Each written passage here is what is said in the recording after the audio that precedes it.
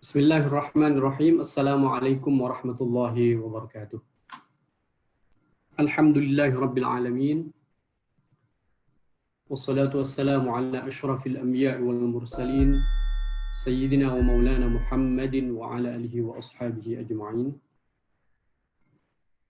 Yang kami hormati Bapak Lukman Hakim Saifuddin,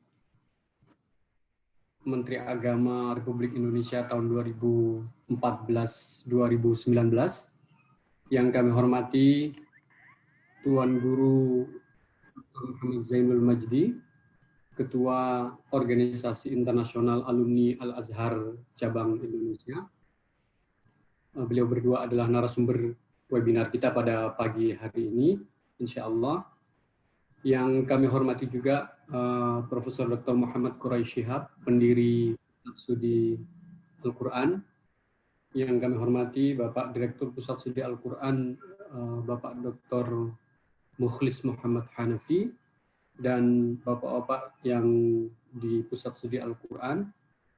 Kemudian saudara-saudara sekalian, Bapak-Bapak, Ibu-Ibu, para peserta webinar yang sudah hadir dan meluangkan waktu untuk mengikuti webinar kita pada pagi hari ini. Pertama, kami ingin menyampaikan selamat datang kembali di acara kajian membumikan Al-Quran pada pagi hari ini. Kami sampaikan terima kasih atas dengan Bapak-Bapak, Ibu-Ibu sekalian untuk meluangkan waktu hadir di acara ini. Dan alhamdulillah kita semua masih diberikan kesehatan oleh Allah Subhanahu wa taala. Dan semoga kita terus diberikan kesehatan dan dijauhkan dari segala cobaan dan penyakit oleh Allah Subhanahu wa taala. Amin. Bapak, Ibu-ibu dan saudara-saudara sekalian, marilah kita buka acara webinar kita pada pagi hari ini dengan bersama-sama membaca basmalah. Semoga acara ini akan berjalan dengan lancar dan kita akan mendapatkan keberkahan Al-Quran serta mendapatkan ilmu yang bermanfaat. Bismillahirrahmanirrahim. Bapak, Ibu-ibu dan saudara-saudara sekalian, pada pagi hari ini kita akan mendiskusikan wasatiyah seperti yang sudah tersebar di flyer acara webinar kita, yaitu kontestasi wasatiyah, perebutan makna dan urgensi pembumiannya di masyarakat. Diskusi ini mungkin bukan diskusi pertama terkait dengan wasatiyah. Sudah banyak sekali diskusi-diskusi yang diselenggarakan terkait dengan isu wasatiyah atau moderasi beragama. Tetapi mengapa kita masih perlu untuk mendiskusikan wasatiyah ini? Yang pertama, tentu saja alhamdulillah kita ini hidup di sebuah negara yang majmuk, di mana agama memberikan kontribusi yang sangat penting ya, untuk membangun harmoni dan perdamaian di tengah-tengah masyarakat. Dan oleh karena itu, untuk terus menjaga keharmonisan dan perdamaian itu, dan juga agar dapat menciptakan iklim yang kondusif untuk pembangunan bangsa kita, maka pembumian nilai wasatiyah atau moderasi beragama perlu terus kita lakukan di tengah-tengah masyarakat. Kemudian yang kedua, di era demokrasi seperti sekarang ini yang memberikan kebebasan ekspresi yang luas bagi masyarakat, kita tahu muncul tantangan-tantangan baru dalam kehidupan keberagamaan dan kemasyarakatan kita, ya terutama munculnya beberapa paham-paham baru atau pola pemahaman keagamaan yang baru yang sebagian kadang tidak searah dengan pola atau karakter keberagamaan masyarakat kita yang berjalan sekian lama. Nah, situasi ini kadang yang menimbulkan gesekan-gesekan di tengah masyarakat akibat adanya gugatan ya, di satu pihak terhadap praktik atau pemahaman keagamaan yang sudah mapan, dan di pihak lain adanya upaya untuk mempertahankan tradisi yang sudah dilestarikan dan berlaku sekian lama di masyarakat. Disinilah saya kira pentingnya untuk terus mengupayakan pembumian wasatiyah atau moderasi beragama itu. Namun demikian memang harus diakui masih ada beberapa persoalan ya terkait dengan wasatiyah atau moderasi beragama ini. Di antaranya kalau kita mau sebut misalnya ya secara konseptual makna wasatiyah masih sering diperdebatkan atau menjadi perdebatan antara satu kelompok masyarakat dengan kelompok lainnya. Masing-masing mendefinisikan wasatiyahnya sendiri yang tak jarang kesimpulannya berbeda atau bahkan bertentangan antara satu wasatiyah dengan wasatiyah yang dirumuskan kelompok lain. Nah, akibatnya ya tak jarang juga akhirnya muncul saling lempar tuduhan radikal misalnya atau tidak moderat dari satu kelompok kepada kelompok lainnya. Artinya secara epistemik atau pada level epistemik konsep wasatiyah masih perlu dirumuskan lebih jelas ya, hakikatnya apa, standarnya apa, tolok ukurnya apa, sehingga kita bisa disebut telah berada pada jalan yang wasati, telah berada pada jalan yang moderat. Gitu. Nah, dengan demikian nanti kita berharap akan ada sebuah konsep wasatiyah yang lebih jelas, sistematis, dan dapat difahami oleh masyarakat umum secara lebih luas. Gitu. Masalah lain juga akibat dari persoalan yang pertama barusan adalah ya masih adanya resistensi ternyata terhadap kampanye wasatiyah ini ya. Sebenarnya meskipun istilah wasatiyah ini relatif baru sebagai sebuah istilah, tapi nilai-nilainya sebenarnya sudah ya tertanam sejak lama dalam ajaran agama kita, dan dalam realitasnya juga sudah dipraktekkan sejak lama dalam masyarakat kita beberapa nilai wasatiyah itu. Namun dalam perkembangannya seiring dengan perkembangan aliran-aliran baru yang secara bebas bisa berkembang di Indonesia belakangan ini, ya istilah-istilah seperti itu kemudian mendapat perhatian atau bahkan gugatan ya dari beberapa kelompok ini. Istilah ini dianggap problematik sama dengan dengan istilah-istilah lain seperti Islam Nusantara, Islam liberal, dan Islam berlabel lainnya. Ya bahkan beberapa waktu belakangan ini kita baca, kita dengar ada kelompok yang menganggap bahwa wasatiyah ini hanya ya kedok belaka gitu, kedok dan upaya kelompok liberal sekuler menghambat laju umat Islam atau cita-cita politik Islam yang dianut oleh kelompok tertentu. Nah, inilah saya kira beberapa isu-isu yang mungkin kita akan diskusikan pada pagi hari ini dengan dua narasumber kita, dua cendekiawan Muslim yang sudah sama-sama kita kenal. Yang pertama adalah yang terhormat Bapak Lukman Hakim Saifuddin, Menteri Agama Republik Indonesia 2014-2019. Kita semua mengenal Pak LHS ya, sering kita sebut, atau Pak Lukman ini. Beliau sangat besar perannya dalam pengarus utamaan moderasi beragama di Indonesia, karena pada masa beliau menjabat sebagai Menteri Agama itulah isu moderasi ini mendapat momentum. Dan ya alhamdulillah berkat dorongan beliau akhirnya bisa masuk kepada RPJMN 2020-2024. Saya kira nanti kita akan mendengar banyak dari beliau terkait dengan hal ini, apa hakikat wasatiyah itu yang sudah dirumuskan oleh pemerintah dan bagaimana nanti penerapannya di tengah masyarakat. Yang kedua adalah yang terhormat Tuan Guru Dr. Muhammad Zainul Majdi, seorang dai dan juga cendekiawan Muslim. Beliau adalah ketua Organisasi Internasional Alumni Al-Azhar Cabang Indonesia. Kita tahu bahwa Al-Azhar adalah salah satu lembaga Islam yang sangat getol sekali memperjuangkan dan mengkampanyekan wasatiyah Islam sejak awal berdirinya hingga saat ini. Dan Al-Azhar selalu memandatkan, memberikan mandatori kepada para alumninya, organisasi di bawahnya, untuk terus melakukan tersikh atau penguatan wasatiyah di tengah-tengah masyarakat. Nanti kita akan mendengar juga dari beliau bagaimana Al-Azhar mendekatkan hal itu dan bagaimana para alumninya berupaya untuk memasyarakatkan dan menancapkan ya janji-janji wasatiyah itu di tengah-tengah masyarakat. Yang pertama kami akan persilahkan kepada yang terhormat Pak Lukman Hakim Saifuddin untuk menyampaikan presentasinya.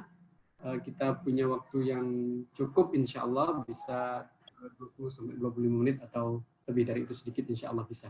Saya persilahkan kepada yang terhormat Pak Menteri, Pak Lukman Hakim Saifuddin. Terima kasih. Ya.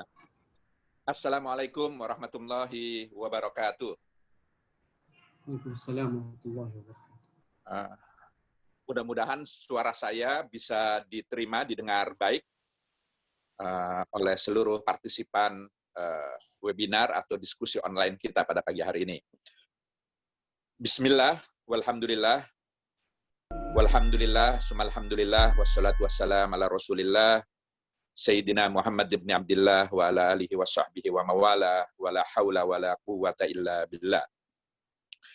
Pertama, tentu saya merasa sangat bersyukur bahwa hari ini, pagi ini, saya bisa bersilaturahim, bertemu dengan kalangan yang sungguh menggembirakan saya, membahagiakan saya, kalangan yang peduli dengan kehidupan keagamaan kita di tanah air ini, yaitu dua lembaga yang punya reputasi sangat baik, Pusat Studi Al-Quran yang pertama, yang kedua adalah organisasi internasional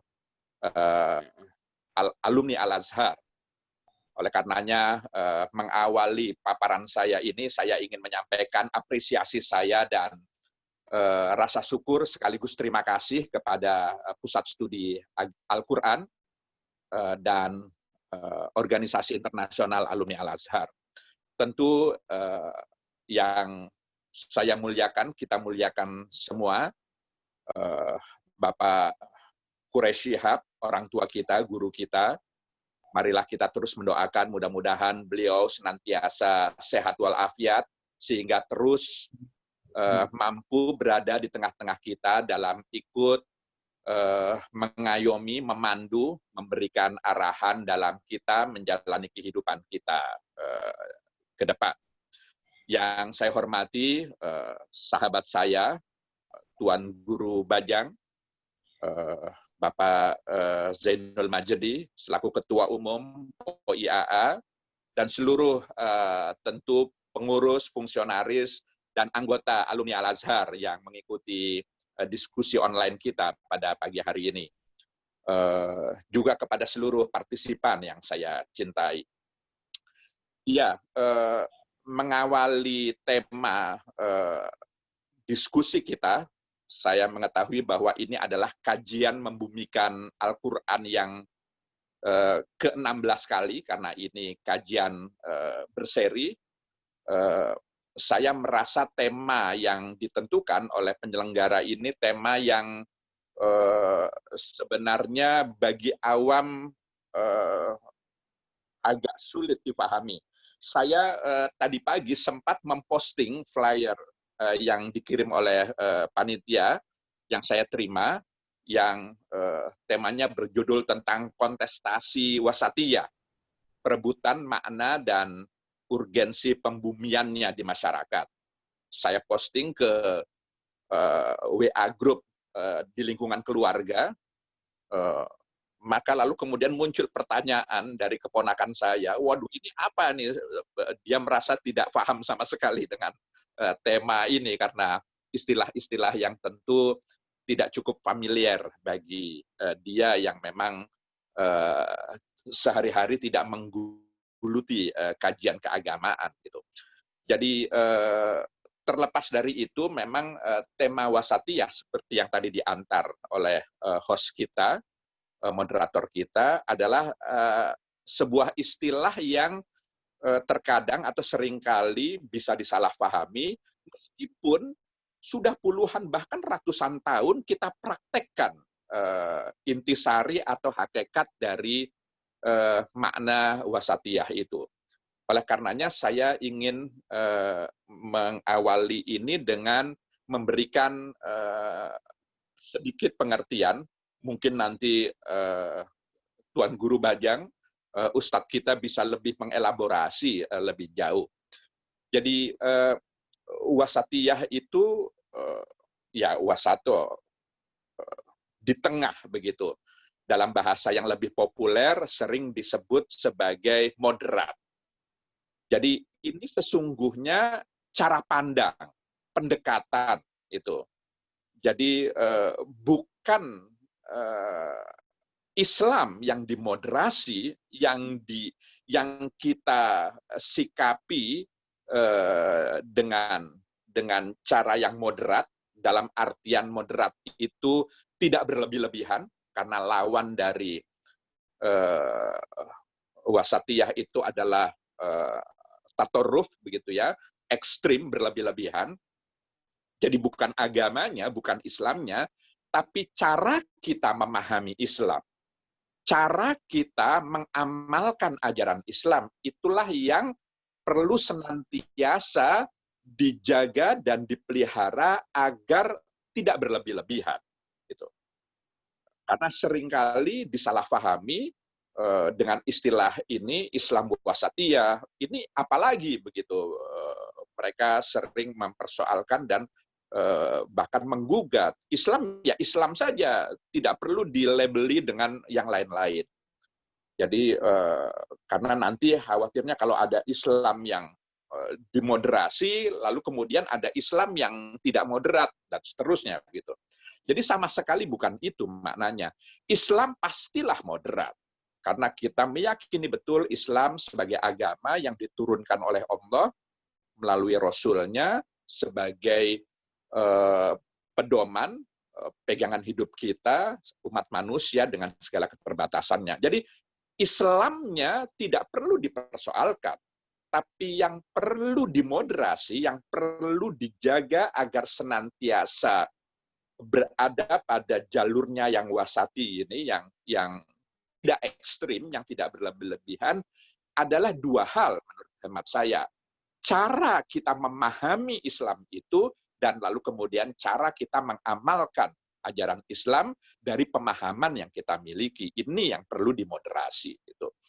Nah, oleh karenanya, yang perlu difahami betul adalah bahwa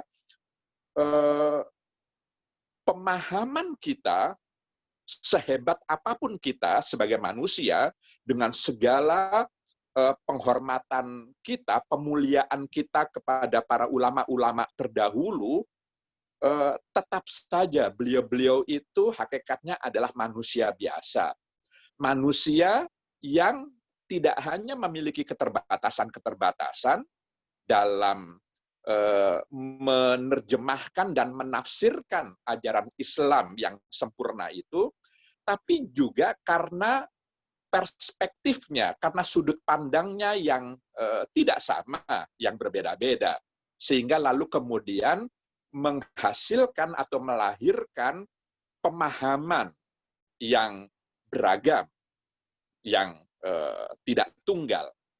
Jadi menurut hemat saya ini sesuatu yang perlu kita pahami dengan baik.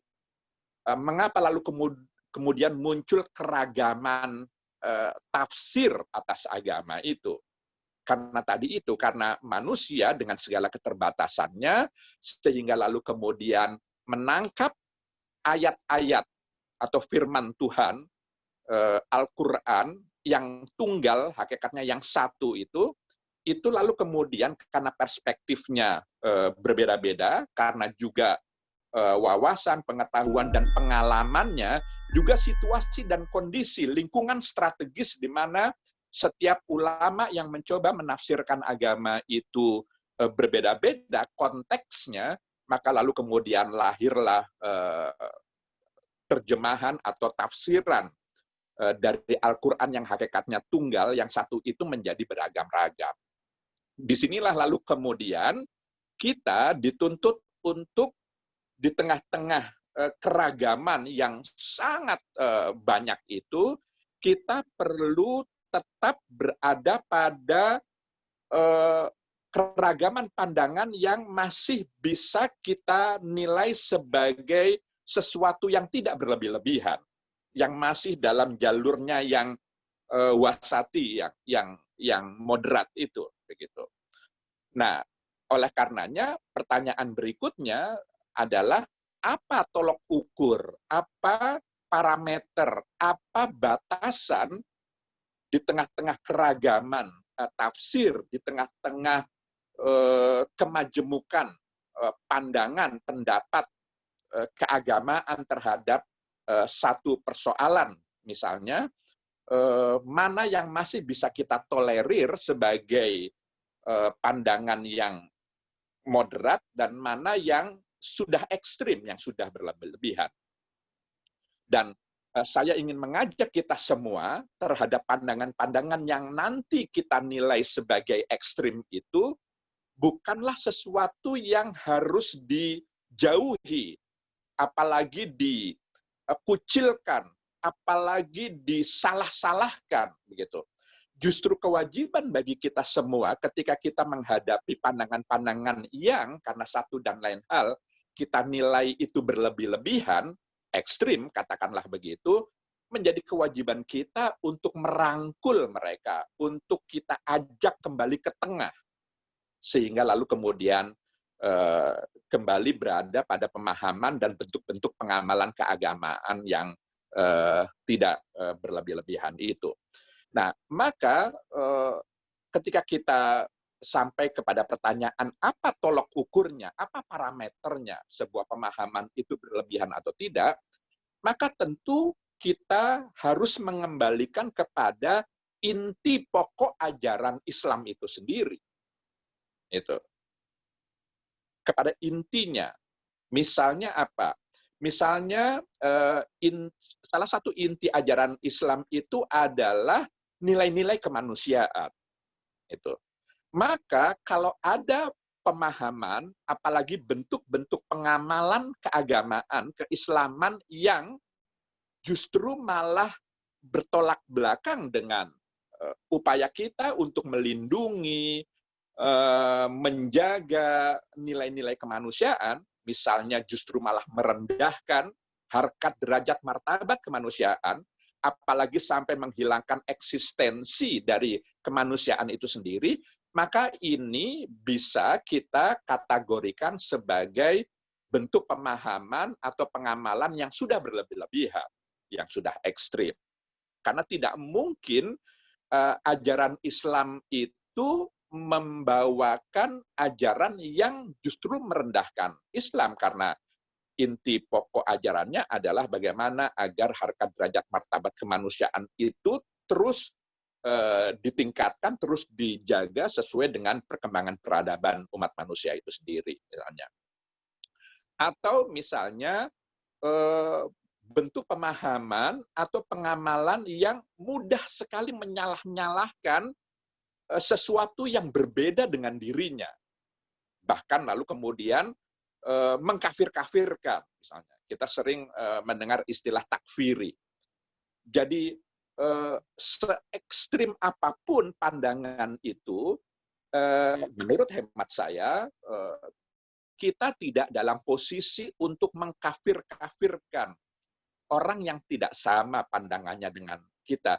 Biarlah itu menjadi otoritas penuh dari Allah, zat yang maha sempurna, sebagai zat yang maha adil dalam menghakimi kita hamba-hambanya. Kita sesama manusia itu semuanya pada posisi yang setara sebenarnya dalam proses untuk mencapai atau mendapatkan kebenaran yang hak itu, yang mutlak itu. Nah, oleh karenanya jangan mudah menjudge, menghakimi yang tidak sama dengan kita sebagai sesuatu yang katakanlah istilahnya kita kafir-kafirkan seperti itu. Jadi ini sudah berlebih-lebihan begitu. Jadi perlu ada toleransi, ada penghormatan, ada penghargaan terhadap yang berbeda. Atau juga inti dari wasatiyah itu sendiri kembali kepada prinsip dasar moderasi itu, bahwa dia harus mengandung keadilan dan keseimbangan. Jadi dalam memahami agama di antara beragam pandangan-pandangan sampai kepada kutub-kutub yang paling ekstrim, misalnya yang paling kanan atau yang paling kiri, kita harus mampu melihat di mana titik tengahnya, di mana keadilan itu harus tetap dijaga, dengan juga melihat keseimbangan di antara pandangan-pandangan itu. Jadi itu juga bisa menjadi cara kita untuk kita lalu kemudian tidak terjebak pada pandangan atau pengamalan yang berlebih-lebihan. Tolok ukur yang lain menurut hemat saya, selain tadi nilai-nilai kemanusiaan, selain tidak mudah mengkafir-kafirkan yang lain, juga tidak menggunakan agama sebagai landasan untuk kita melanggar kesepakatan bersama secara sepihak. Jadi kesepakatan bersama dalam Islam, sependek pengetahuan saya, itu adalah sesuatu yang sifatnya sangat prinsipil. Karena manusia ini sangat terbatas. Dengan keterbatasannya, manusia ini harus membangun konsensus, kesepakatan bersama. Mengapa? Karena masing-masing kita punya sudut pandang yang berbeda-beda. Maka sebagai makhluk sosial yang antara yang satu dengan yang lain memiliki interdependensi, ketergantungan, maka tidak terhindarkan suatu komunitas, manusia sebagai makhluk sosial itu, dia harus membangun kesepakatan bersama, konsensus bersama. Maka ketaatan terhadap konsensus bersama itu sesuatu yang mutlak menurut hemat saya. Jangankan dalam komunitas, dua anak manusia yang berbeda jenis kelamin yang ingin membangun rumah tangga sebagai suami istri, itu harus membangun akad yang dikukuhkan dalam apa yang kita istilahkan dengan mitsaqon ghalidho misalnya. Perikatan yang sangat kokoh yang tidak boleh dilanggar secara sepihak.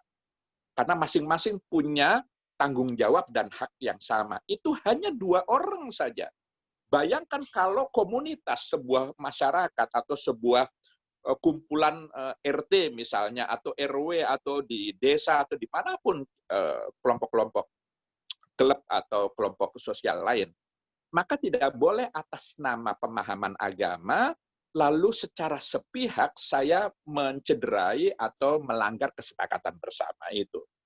Nah, ini sesuatu yang menurut saya penting, karena kalau kita sudah lalu kemudian memiliki pemahaman keagamaan secara sepihak, lalu itu melanggar kesepakatan bersama, maka ini sudah berlebih-lebihan. Gitu. Jadi seperti itu. Atau mungkin hal-hal yang lebih teknis, misalnya terlalu condong kepada salah satu pihak dalam melihat dua hal yang sebenarnya sesuatu yang saling melengkapi, bukan untuk saling diperhadapkan. Misalnya kita sering dalam agama, misalnya antara ketaatan kita kepada Tuhan dengan ketaatan kita kepada sesama manusia. Karena kita hidup dalam komunitas itu saling memiliki ketergantungan. Jadi sering kita memperhadapkan, kita lebih mementingkan Tuhan atau manusia, begitu. Ini dua hal yang sebenarnya agama itu untuk siapa sebenarnya? Pertanyaan yang lebih mendalam. Agama itu untuk Tuhan, kita berislam itu untuk Tuhan, atau kita berislam itu untuk umat manusia itu sendiri. Seringkali kita memperhadapkan ini, mempertentangkan ini, padahal itu dua hal yang tidak untuk dipertentangkan. Ketaatan kita kepada Tuhan itu justru dalam rangka agar kehadiran kita di tengah-tengah orang banyak itu memberikan maslahah, kebermanfaatan. Juga sebaliknya, cara kita menyantuni orang banyak itu adalah wujud dari ketaatan kita kepada Tuhan. Jadi hal-hal seperti itu. Juga kita sering mempertentangkan antara dunia dan akhirat. Kita tinggalkan saja dunia karena kita lebih mengutamakan akhirat, atau sebaliknya. Padahal cara pandang seperti itu menurut hemat saya itu berlebih-lebihan, karena itu dua hal yang saling memiliki keterkaitan yang sangat erat. Optimalisasi atau maksimalisasi segala kiprah kita di dunia itu justru dalam rangka untuk akhirat kita. Atau sebaliknya, agar akhirat kita baik, maka kita harus memberikan yang terbaik ketika kita hidup di dunia ini. Jadi hal-hal seperti itulah, atau ibadah mahdoh dengan ibadah sosial, kesalehan individual dengan kesalehan sosial. Seringkali ini diperhadapkan. Ada sebagian kita yang ekstrim berlebih-lebihan, sudahlah sholat itu bisa ditinggalkan, toh Tuhan juga tahu bahwa kita sedang sibuk mengurusi umat misalnya. Atau sebaliknya orang yang statusnya ASN katakanlah, tiap hari kerjanya iktikaf saja di masjid, lalu kemudian mengabaikan kewajibannya, tidak hanya sebagai ASN, tapi juga mengabaikan fungsinya sebagai kepala rumah tangga gitu, karena setiap hari hanya iktikaf saja di masjid. Jadi bentuk-bentuk ekstremitas dalam artian berlebih-lebihan dalam melihat atau dalam menjalani kehidupan yang mendasarkan pada pemahaman keagamaan seperti inilah yang harus kita jaga agar tidak terlalu condong kepada salah satu kutubnya yang ekstrim. Terakhir, karena waktu saya terbatas, pertanyaannya lalu kemudian, lalu bagaimana cara kita membumikan, karena temanya ini juga bagaimana lalu kemudian ini bisa dibumikan, pembumiannya di masyarakat. Maka dalam konteks Islam, karena ini bicara tentang wasatiyatul Islam, ya, ada 3 atau 4 hal yang menurut hemat saya perlu kita lebih tekankan lagi, lebih kita promosikan, dan seterusnya. Pertama adalah bahwa proses kita berislam ini kan sebenarnya belum selesai. Jadi bagaimana kita agar terus-menerus mengajarkan agama Islam ini sampai kepada inti pokok ajaran Islam itu sendiri. Jadi maqasidus syariah. Karena kita ini kan belajar sholat, belajar puasa, belajar ya ibadah-ibadah mahdoh, itu karena sejak anak-anak, dan ketika anak-anak itu kan pendekatannya pembiasaan. Jadi tentu karena kita masih anak-anak, masih terbatas, seringkali titik tekannya pada ritualnya saja begitu. Tapi ketika kita sudah dewasa, kita lupa, kita tetap bersikukuh fokus saja kepada aspek-aspek ritual. Kita kehilangan konteks terhadap makna hakikat dari kenapa sebuah syariat itu diterapkan itu. Jadi maqasidus syariah ini menurut hemat saya harus lebih dikembangkan. Misalnya kita sholat kita bisa begitu rajin sebagai muslim gitu, tapi perilaku sosial kita bisa bertolak belakang dengan inti pokok ajaran sholat itu. Kita selama ini lupa bahwa hakikat sholat itu innas sholata tanha anil fahsya'i wal munkar. Justru kenapa Tuhan mengajarkan kita sholat bahkan minimal harus 5 kali dalam sehari, agar kita tidak melakukan perbuatan merusak, baik merusak diri sendiri maupun merusak lingkungan orang lain. Fahsya dan mungkar, perilaku yang sangat dihindari dalam ajaran Islam, merusak diri sendiri maupun merusak orang lain. Nah, sholat adalah sebuah metode, cara pendekatan agar kita bisa melakukan, selalu diingatkan dengan hal-hal ini. Nah, atau ajaran puasa misalnya untuk mengendalikan diri.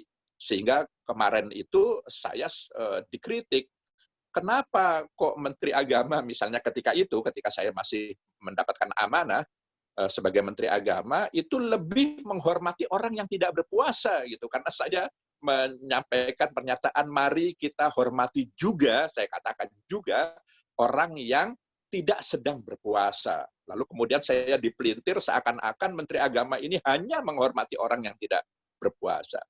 Maksud saya, selain tentu kita menghormati orang yang puasa, itu sudah sesuatu yang tidak perlu ditekankan lagi, tapi menghormati orang yang sedang tidak berpuasa, itu juga salah satu cara kita mengendalikan diri kita sebagai hakikat orang yang sedang berpuasa. Karena orang tidak berpuasa itu bisa, konteksnya bisa macam-macam, bisa dia sedang musafir, sebagai musafir, bisa dia karena sedang menstruasi, atau sedang macam-macam, sedang sakit, dan lain sebagainya. Jadi ini yang pertama. Yang kedua adalah mari lebih mengedepankan ajaran Islam yang tidak hanya berorientasi kepada fikih semata, tapi juga pengembangan tasawuf.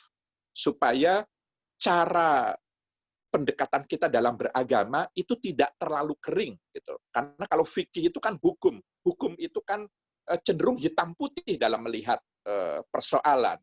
Padahal hidup ini tidak hanya sekedar hitam putih. Jadi supaya ada rasa dalam beragama itu, dan tasawuf itu memberikan kontribusi yang besar dalam bagaimana kita mengembangkan rasa kita sehingga beragama itu juga mengikut sertakan rasa yang ada pada diri setiap manusia. Yang lain juga, kalaulah kita tidak bisa terhindar dari fikih, karena memang fikih itu selalu mendominasi semua syariat yang diterapkan dalam Islam, maka juga ajarkan atau kembangkan usulul fiqh gitu. Seringkali kita ini sangat berorientasi kepada fikih semata, tapi tidak cukup memiliki bekal misalnya kaidah-kaidah usuliyah begitu, yang itu sebenarnya juga memandu kita kepada hakikat atau esensi dari syariat itu sendiri. Jadi misalnya perkembangan sekarang di tengah-tengah pandemi yang sekarang grafiknya terus meningkat, orang masih tetap ngotot untuk sholat Jumat misalnya. Meskipun MUI, ormas-ormas Islam, semua ulama-ulama kita sudah memberikan pandangannya sebaiknya diganti dengan sholat zuhur di rumah. Tapi tetap saja kengototan untuk sholat Jumat di tengah-tengah kondisi yang justru membahayakan keselamatan jiwa. Misalnya hal-hal yang seperti itu. Jadi poin yang ingin saya sampaikan adalah kaidah-kaidah usuliyah itu perlu difahami sehingga lalu kemudian hukum itu betul-betul bisa dimaknai dengan baik, selalu kemudian penerapannya pun juga menjadi baik. Terakhir, terkait Rasul. Jadi teladan kita, uswah kita. Sejarah Rasul itu menurut hemat saya perlu kita sampaikan secara lebih utuh, dengan tidak hanya bertumpu kepada sejarah peperangan saja.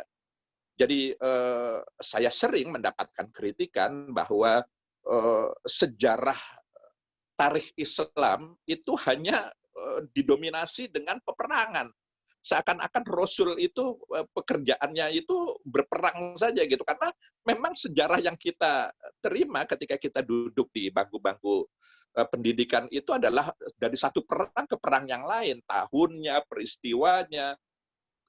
Andai pun kita menjelaskan perang, karena memang itu sesuatu yang real, terjadi, tidak boleh kita hindari, bukan berarti kita harus menghapus, tidak, itu fakta sejarah, kita juga harus menjelaskan kenapa peperangan itu terjadi. Apa faktor-faktor penyebabnya, sehingga kita bisa belajar dari peristiwa itu. Dan sejarah peperangan kita itu kan sebenarnya pendek saja dari riwayat hidup Rasul. Banyak sekali peristiwa-peristiwa yang sangat menggugah, yang sangat mengagumkan dari pribadi Rasul dalam beliau menyantuni sesamanya, dalam beliau membangun peradaban hidup bersama di tengah-tengah kemajemukan. Jadi saya pikir itulah apa yang bisa saya sampaikan agar cara kita memahami dan cara kita mengamalkan ajaran agama ini tetap berada pada jalurnya yang moderat. Mohon maaf kalau terlalu banyak menyita waktu, saya harus akhiri. Demikian, terima kasih. Assalamualaikum warahmatullahi wabarakatuh. Waalaikumsalam warahmatullahi wabarakatuh. Terima kasih banyak Pak Menteri, Pak Lukman Hakim Saifuddin atas beberapa hal yang sangat penting yang beliau sampaikan. Saya kira menjadi lebih jelas bagi kita tadi beberapa poin yang beliau sampaikan, bahwa kalau bicara wasatiyah atau moderasi Islam, yang harus kita pegang prinsipnya adalah bahwa Islam pastilah moderat. Kalau kita bicara moderasi, maka itu lebih pada aspek cara memahami dan cara mengamalkan Islam. Kemudian beliau juga sudah menjelaskan soal beberapa tolak ukur yang bisa dijadikan panduan untuk memunculkan sikap hidup yang wasatiyah, yaitu menekankan kepada inti ajaran Islam berupa kemanusiaan, keadilan, dan komitmen terhadap kesepakatan bersama. Dan yang ketiga, dalam upaya mempraktekkan atau mengamalkan itu agar orientasinya lebih kepada yang pokok, yaitu fiqhul maqasid atau fiqhul maqasid. Saya kira ini juga searah yang selalu disampaikan oleh Ustadz Quraisy kalau bicara soal wasatiyah. Di dalam buku beliau juga disampaikan yang utama adalah pengetahuan tentang fiqhul maqasid, kemudian fiqhul aulawiyat, yaitu pengetahuan untuk tahu mana yang lebih prioritas, masalah yang prioritas. Kemudian fiqhul muwazanat, juga kemampuan untuk membandingkan mana yang lebih baik, mana yang lebih maslahat. Dan fiqhul ma'alat, kira-kira konsekuensi atau akibat dari pilihan itu juga bisa diketahui secara baik. Itu saya kira beberapa hal yang penting yang disampaikan oleh Pak Lukman. Nanti selebihnya bisa kita diskusikan. Sebelum saya lanjutkan kepada Tuan Guru Dr. Muhammad Zainul Majdi, kepada peserta kami sampaikan bahwa nanti pada sesi pertanyaan bisa disampaikan melalui dua cara. Yang pertama adalah dengan memanfaatkan fitur raise hand yang mengangkat tangan untuk menyampaikan pertanyaan secara langsung, ataupun menyampaikan via atau lewat fitur chat yang ada di Zoom kita. Berikutnya kami akan persilakan kepada yang terhormat Tuan Guru Muhammad Zainul Majdi untuk menyampaikan kira-kira sama 20-25 menit. Kami persilakan Tuan Guru. Terima kasih. Terima kasih. Bismillahirrahmanirrahim. Assalamualaikum warahmatullahi wabarakatuh. Alhamdulillahirabbil alamin, wassalatu wassalamu ala sayyidina Muhammad wa ala alihi wa sahbihi ajma'in, amma ba'du. Yang sama-sama kita hormati guru kita Al-Mukarram Profesor Dr. Quraisy Shihab, yang sama-sama kita hormati pula Bapak Luqman Hakim Saifuddin, yang tadi telah berbagi ilmu dan perspektif kepada kita yang sungguh-sungguh menunjukkan tidak hanya wawasan ilmuwan keislaman, tetapi juga kiprah kebangsaan beliau. Bapak-bapak dan saudara-saudara, para peserta webinar yang saya hormati. Alhamdulillah, tadi kita sudah mendengar dan saya pikir banyak hal yang dapat kita ambil dari penyampaian Bapak Luqman Hakim Saifuddin tadi. Saya ingin menambahkan ya beberapa hal yang sebagian mungkin sifatnya pengingat saja. Saya buat ketikan sederhana saja, bisa gimana caranya ini? Ya Tuan Guru, mau nge-share Tuan Guru? Ya, saya mau, perlu nggak ya? Nggak apa-apa, perlu ya. Agar bisa langsung share Tuan Guru di fasilitas share screen. Cuman saya nggak tahu caranya di mana ya. Drive. Ada tulisan share screen di bawah Tuan Guru, tinggal klik. Yang penting file yang mau di-share sudah dibuka. Oh, oke. Harus dibuka dulu ya? Ya, harus dibuka dulu Tuan Guru. Bentar dulu. Baik.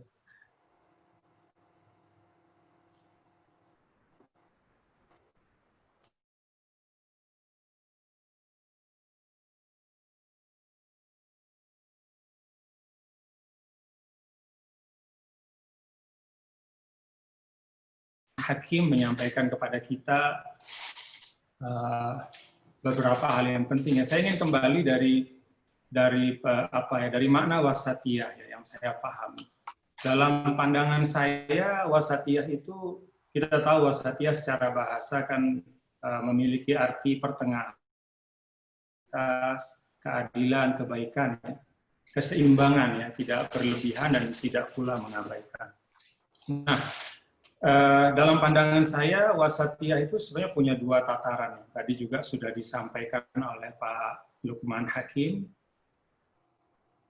Ini sudah kelihatan ya? Belum, Tuan Guru.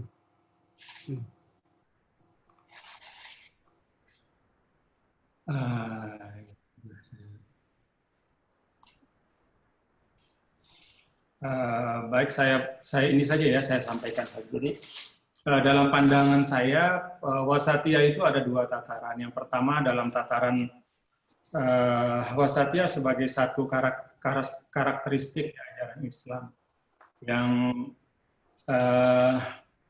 yang bisa kita lihat di dalam seluruh aspek ajaran Islam, baik dalam akidah, kemudian dalam syariah atau fikih, demikian pula di dalam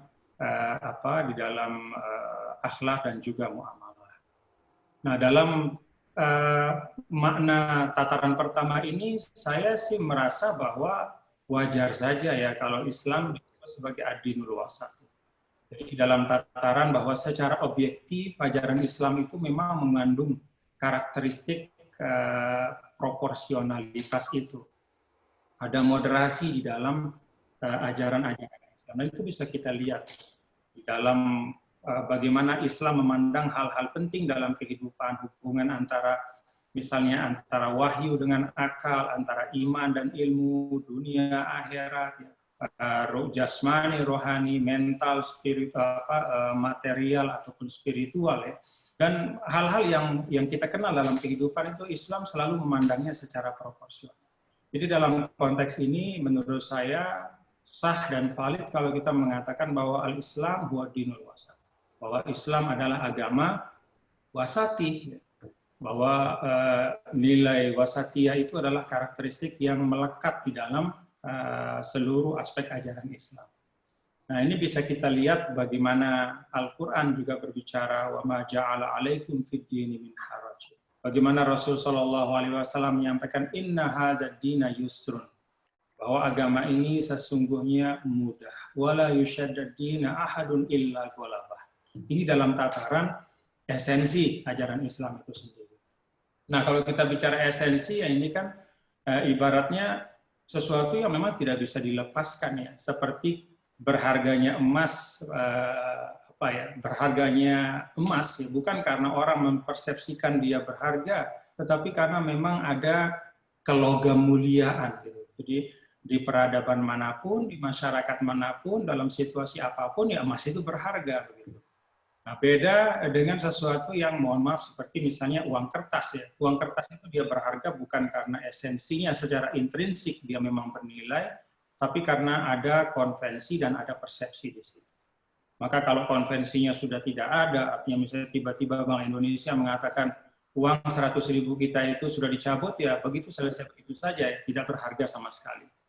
Demikian pula kalau persepsi misalnya berubah ya, tiba-tiba saja uang kertas di suatu negara misalnya dianggap tidak berharga karena kondisi ekonomi jatuh dan seterusnya, maka tiba-tiba nilainya turun. Nah, wasatiyah terhadap Islam bukan sesuatu yang sifatnya perspektif, bukan sesuatu yang sifatnya persepsi, bukan sesuatu yang datang dari luar, tapi dia melekat. Ini yang pertama. Di dalam tataran ajaran Islam, wasatiyah itu adalah satu esensi yang ada di dalam setiap aspek ajaran Islam. Nah, yang kedua, wasatiyah, tataran yang kedua adalah wasatiyah sebagai sikap keberagamaan yang tercermin dalam perilaku, berpikir, bersikap, bertindak, dan berinteraksi. Nah, normalnya ya, kalau kita memegang ajaran yang esensinya itu mengandung nilai wasatiyah, maka seharusnya sikap keberagamaan kita otomatis juga wasatiyah. Nah, ini yang dibahasakan di dalam Al-Quran, wa kadzalika ja'alnakum ummatan wasatan. Demikianlah Allah Subhanahu wa taala menjadikan kalian itu sebagai ummatan wasat. Nah, ini sebenarnya satu konsekuensi logis saja gitu ya. Sesuatu yang mengalir gitu dari ajaran yang wasati pasti akan lahir umat yang wasati. Akan lahir al-muslimun al-wasatiyun ya. Al-muslimun al-wasatiyun karena memang ajarannya ajaran yang wasati.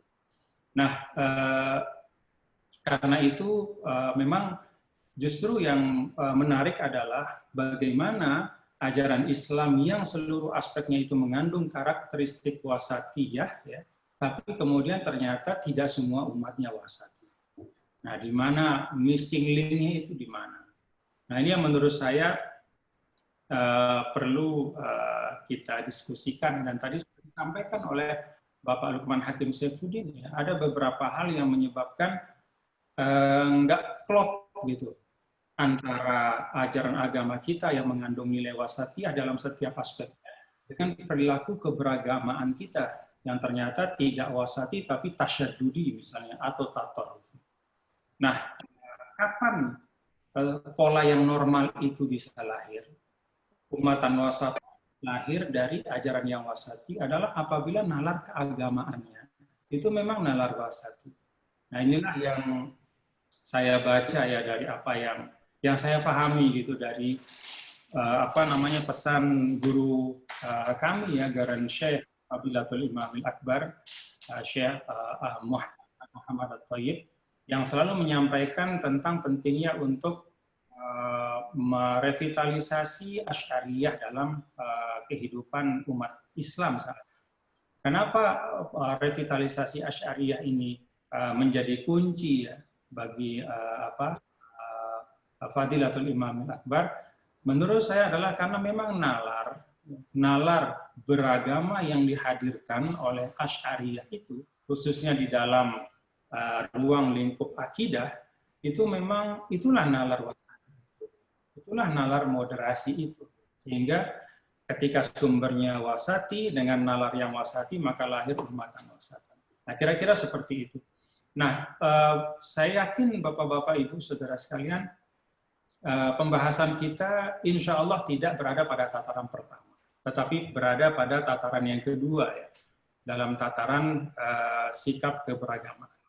Nah, saya ingin langsung saja kepada satu aspek yang menurut saya penting ya, untuk kita memperkuat wasatiyatul Islam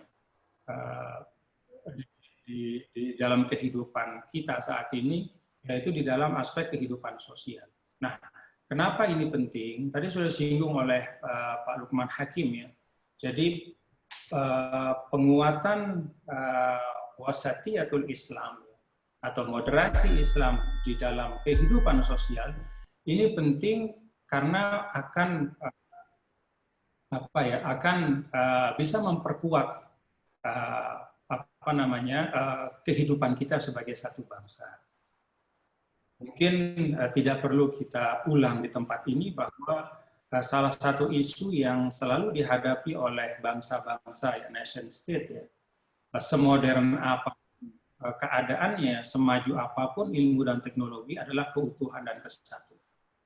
Jadi kalau pada Perang Dunia Pertama kita membaca tentang negara-negara yang satu sama lain terpecah, ya, yang pecah karena konflik internal, kemudian sebelum Perang Dunia Kedua, pasca Perang Dunia Kedua, yang sampai sekarang juga masih ada sisanya itu Korea Utara dan Korea Selatan. Tapi ternyata setelah itu pun ya, kalau kita lihat dinamika yang terjadi misalnya di Spanyol ya, ancaman disintegrasi mereka, kemudian juga di banyak negara lain, maka keutuhan satu bangsa itu menjadi isu yang penting. Nah, saya pikir salah satu kontribusi kita ya sebagai umat beragama yang terbanyak pemeluk Indonesia, umat Islam, adalah bagaimana kita memperkokoh nilai wasatiyatul Islam dalam aspek kehidupan sosial agar bisa menjaga keutuhan negara yang kita cintai. Nah, kita tahu kalau bicara tentang hubungan sosial, pola yang dibangun oleh Islam itu bukan pola konfrontasi, tapi pola yang dalam bahasa Al-Quran itu ta'aruf. Jadi polanya pola ta'aruf. Ta'aruf itu ya saling belajar, saling mengisi, saling mengenal, saling belajar, dan saling mengisi. Nah, kenapa pola ta'aruf ini dihadirkan, diperkenalkan oleh Al-Quran ya? Dan menurut saya dia tetap relevan ya. Pada saat Al-Quran turun 14 abad yang lalu, itu budaya yang dominan adalah budaya peperangan. Tiba-tiba Al-Quran datang dengan dita'arufu, itu sangat, menurut saya, sangat fundamental. Nah, ternyata sampai saat ini juga, kalau kita lihat ya pola hubungan yang terjadi antar negara bangsa dan bahkan antar elemen masyarakat itu banyak juga didominasi ya oleh semangat konfrontasi. Maka semangat ta'aruf yang dikenalkan oleh Al-Quran ini menurut saya penting untuk terus kita hidupkan ya, kita perkuat ya. Nah, pola ta'aruf ini kan lahir dari keyakinan Islam bahwa bahwa manusia itu intinya adalah makhluk yang baik, lahir dalam keadaan suci, dan semua punya potensi kebaikan. Karena itu sebagai satu kelompok, kita umat Islam juga diajarkan secara tegas di dalam Al-Quran ya, untuk mengusung semangat bekerja sama ini. mengusung semangat untuk saling mengisi di dalam ranah hubungan sosial. Kalau dalam bahasa Al-Mumtahanah itu antabarruhum wa tuqsitu ilaihim. Jadi relasi sosial dalam Islam itu bukan relasi basa-basi, bukan relasi sekedar formalitas belaka ya, untuk sekedar apa katanya tata krama atau sopan santun gitu, atau sekedar untuk menciptakan kedamaian kolektif. Tidak hanya itu, tapi dalam Islam itu jelas bahwa kerjasama itu membawa esensi. Apa esensinya itu? Esensinya itu adalah menghadirkan kebaikan, bahkan dalam bentuk yang paling tinggi, yaitu kebajikan dan keadilan. Antabarruhum wa tuqsitu ilaihim. Nah, saya punya 2 catatan yang saya tulis secara singkat ya, di dalam upaya kita bagaimana untuk membumikan sikap keberagamaan yang wasatiyah ini. Dalam pandangan saya, mudah-mudahan tidak salah, ada 2 hal paling tidak yang perlu untuk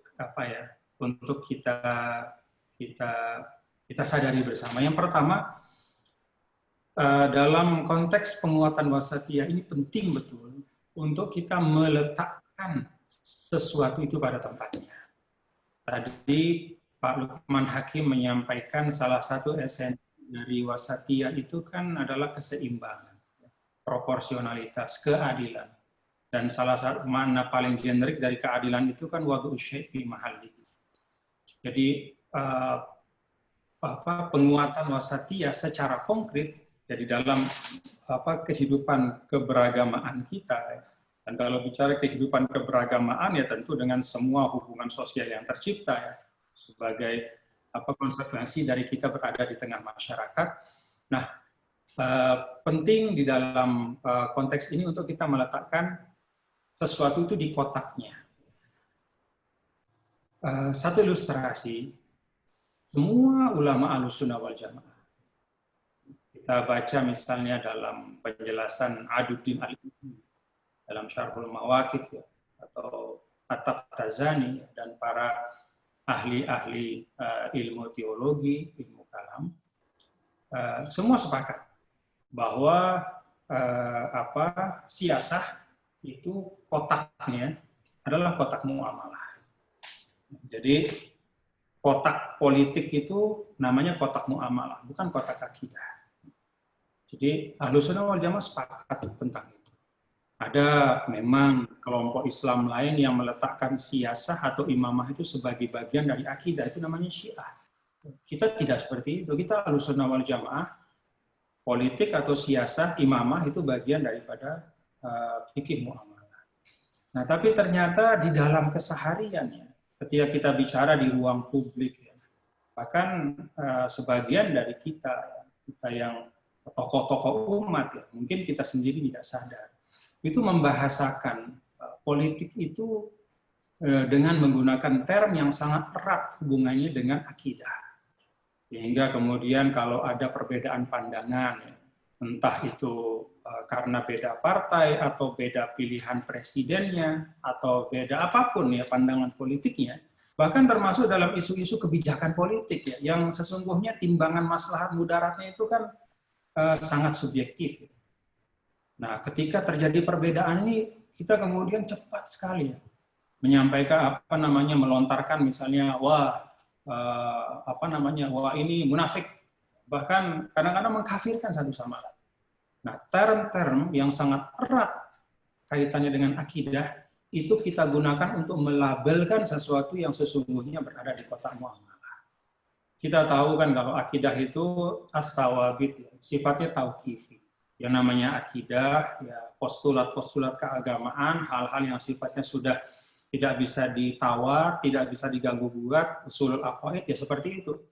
Ya, tidak ada ijtihad di situ. Tapi muamalah kan beda. Muamalah itu minal mutaghayyirat, ijtihadi. Kalau akidah itu tauqifi, ini ijtihadi. Maka di situ dimungkinkan ya ijtihad kebijakan, kemudian perbedaan pandangan, perbedaan perspektif, dan kita tetap sama-sama di dalam satu bangunan Islam yang utuh. Kita berada di rumah yang sama. Tidak ada di antara kita yang keluar dari rumah itu. Nah, ini menurut saya penting ya, karena seringkali ternyata pembahasan yang yang riuh rendah ya, yang bahkan sangat keras ya, sangat tajam di ruang publik, itu sebenarnya hulunya adalah karena kita keliru menempatkan suatu masalah itu di kotak yang seharusnya. Jadi ini menurut saya penting. Yang kedua, dunia sekarang sudah berubah ya. Kita berinteraksi saat ini saja sudah menunjukkan ada perubahan yang luar biasa yang terjadi di tengah-tengah kita. Jadi perkembangan dinamika kehidupan sosial, politik, ilmu, teknologi, kemanusiaan, bahkan juga keagamaan, ini menuntut kita memang untuk membangun kehidupan keagamaan yang memang basisnya itu adalah multidisiplin. Tidak bisa lagi, sekali lagi tidak bisa lagi kita menyelesaikan masalah-masalah yang terjadi hari ini dengan semata menukil begitu saja ya, dari ijtihad yang dilakukan oleh seorang ulama ratusan tahun yang lalu. Tidak bisa serta-merta begitu saja. Jadi teks-teks yang ada di dalam kitab-kitab itu adalah khazanah yang tak ternilai, tetapi tetap saja itu ijtihad basyari. Itu adalah hasil dari rumusan pemikiran pada masa itu, lengkap dengan seluruh lingkungan strategis yang mempengaruhinya baik secara aktif maupun pasif. Karena itu apa yang disampaikan oleh Bapak Lukman Hakim Saifuddin tadi penting, bahwa kita perlu menghadirkan perspektif, misalnya perspektif aulawiyat, prioritas. Apa sih yang perlu kita hadirkan di ruang publik sebagai bagian dari konsumsi keislaman yang bisa dikonsumsi oleh halayak ramai yang bukan hanya non-muslim. Jangan kita keliru menghadirkan sesuatu yang sebenarnya tidak prioritas untuk kepentingan. Kemudian yang kedua juga perspektif muwazanah. Bagaimana kita menimbang maslahat dan mudarat. Ada juga misalnya perspektif maqasid yang disampaikan oleh Bapak Lukman Hakim. Ada juga misalnya perspektif ma'alat atau dampak dari sesuatu. Jadi dulu ketika Rasulullah SAW misalnya menyampaikan ya kepada Sayyidah Aisyah, laula anna qaumaki haditsu ahdin bil Islam, gitu. Kalau saja kaummu ini bukan orang-orang yang baru masuk Islam, maka saya akan perintahkan untuk Ka'bah dirubah dan dikembalikan kepada bentuk semula yang dibangun pada masa Nabi Ibrahim alaihissalam. Kita baca dalam sejarah, karena orang-orang Quraisy pada saat mereka merestorasi Ka'bah dan kemudian kekurangan dana, karena mereka memastikan dana untuk restorasi itu harus yang halalan thayyiban, walaupun mereka masyarakat jahiliyah pada waktu itu, akhirnya ada bagian Ka'bah yang kemudian keluar dan tidak terbangun. Nah, Rasulullah SAW menyampaikan, kalau saja Aisyah kaummu ini bukan baru masuk Islam ya, maka saya akan perintahkan untuk dikembalikan sesuai dengan bentuk pada masa Nabi. Beberapa waktu kemudian ada pemimpin yang bertanya kepada Imam Malik ya, meminta fatwa. Ini sekarang kan kita sudah mantap Islamnya. Saya mau kembalikan Ka'bah itu seperti masa Nabi Ibrahim. Saya mau masukkan bagian yang semula memang di dalam Ka'bah, tapi sekarang di luar. Nah, apa kata Imam Malik? Jangan lakukan. Supaya Ka'bah itu tidak yatala'ab fihil mulk. Supaya Ka'bah itu tidak menjadi komoditas yang dipermainkan oleh para penguasa. Nah, di sini Imam Malik tidak bicara tentang pokok kemasyru'an. Kalau bicara tentang kemasyru'an ini memang masyru', mengembalikan Ka'bah kepada bentuk semula. Itu kan bagus. Dan bahkan itu seharusnya. Kemudian sebab untuk tidak dilakukan pada masa Rasul juga sudah nggak ada. Tapi bukan itu yang dilihat oleh Imam Malik, yang dilihat adalah dampak. Apa dampaknya? Dampaknya itu akan menimbulkan kemudaratan yang sangat besar bagi rumah Allah. Nah, ini bagian dari hal-hal yang harus kita yang harus kita bicarakan ketika bicara tentang sikap agama terhadap sesuatu, terhadap satu isu.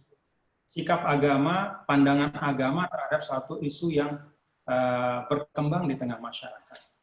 Menurut saya sudah tidak zamannya ya kita mengembangkan al-khitabul irtijali. Al-khitabul irtijali itu ditanya langsung harus jawab. Gitu.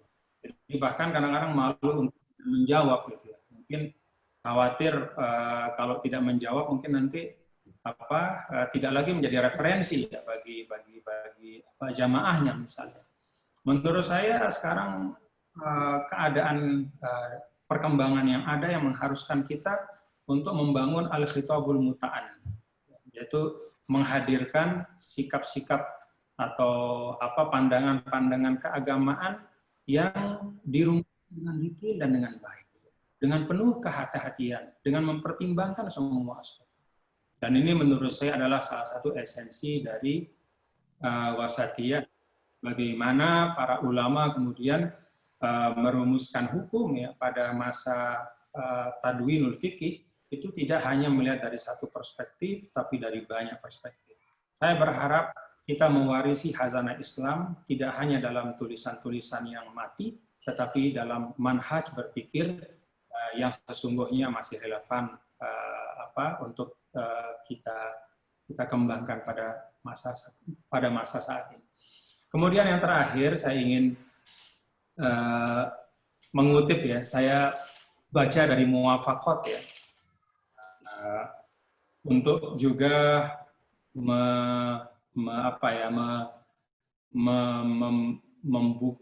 membangun sikap lapang dada. Tadi Pak Lukman menyampaikan, jangan juga ya ketika kita bicara tentang wasatiyah ini kemudian kita serta-merta mengeksklud atau mengeluarkan kelompok-kelompok yang kita anggap membangun al-khitabut tatarufi misalnya, atau al-khitabut tasyaddudi, wacananya selalu wacana yang keras, wacana yang ekstrim. Lalu kemudian kita tutup pintu komunikasi, kita putuskan silaturahim, kemudian kita berdiri sendiri dengan mengatakan saya yang paling benar. Itu nggak boleh. Nah, ada ungkapan dari Imam Syatibi. Bunyinya begini. Idza nazarta ila kulliyatin syar'iyyah fata'ammal taha tajiduha hamilatan ala tawassut. Kalau kamu cermati ya keseluruhan yang dibawa oleh syariat, kemudian engkau renungkan, engkau akan menemukannya ya, di dalamnya itu syarat dengan nilai tawassut, nilai wasatiyah. Fa in ra'aita mailan ila jihati tarafin minal atraf. Kalau engkau melihat ada kecenderungan kepada satu sisi, sehingga tidak lagi dia berdiri di tengah, ya. Fadzalika fi muqabalati waqi'in aw mutawaqqa'in fit tarafil akhar. Itu adalah karena ada sebab yang temporer. Untuk mengantisipasi sesuatu di sisi yang lain, maka kemudian ada posisi yang dibangun. Yang kelihatannya mungkin tidak murni 100% wasati.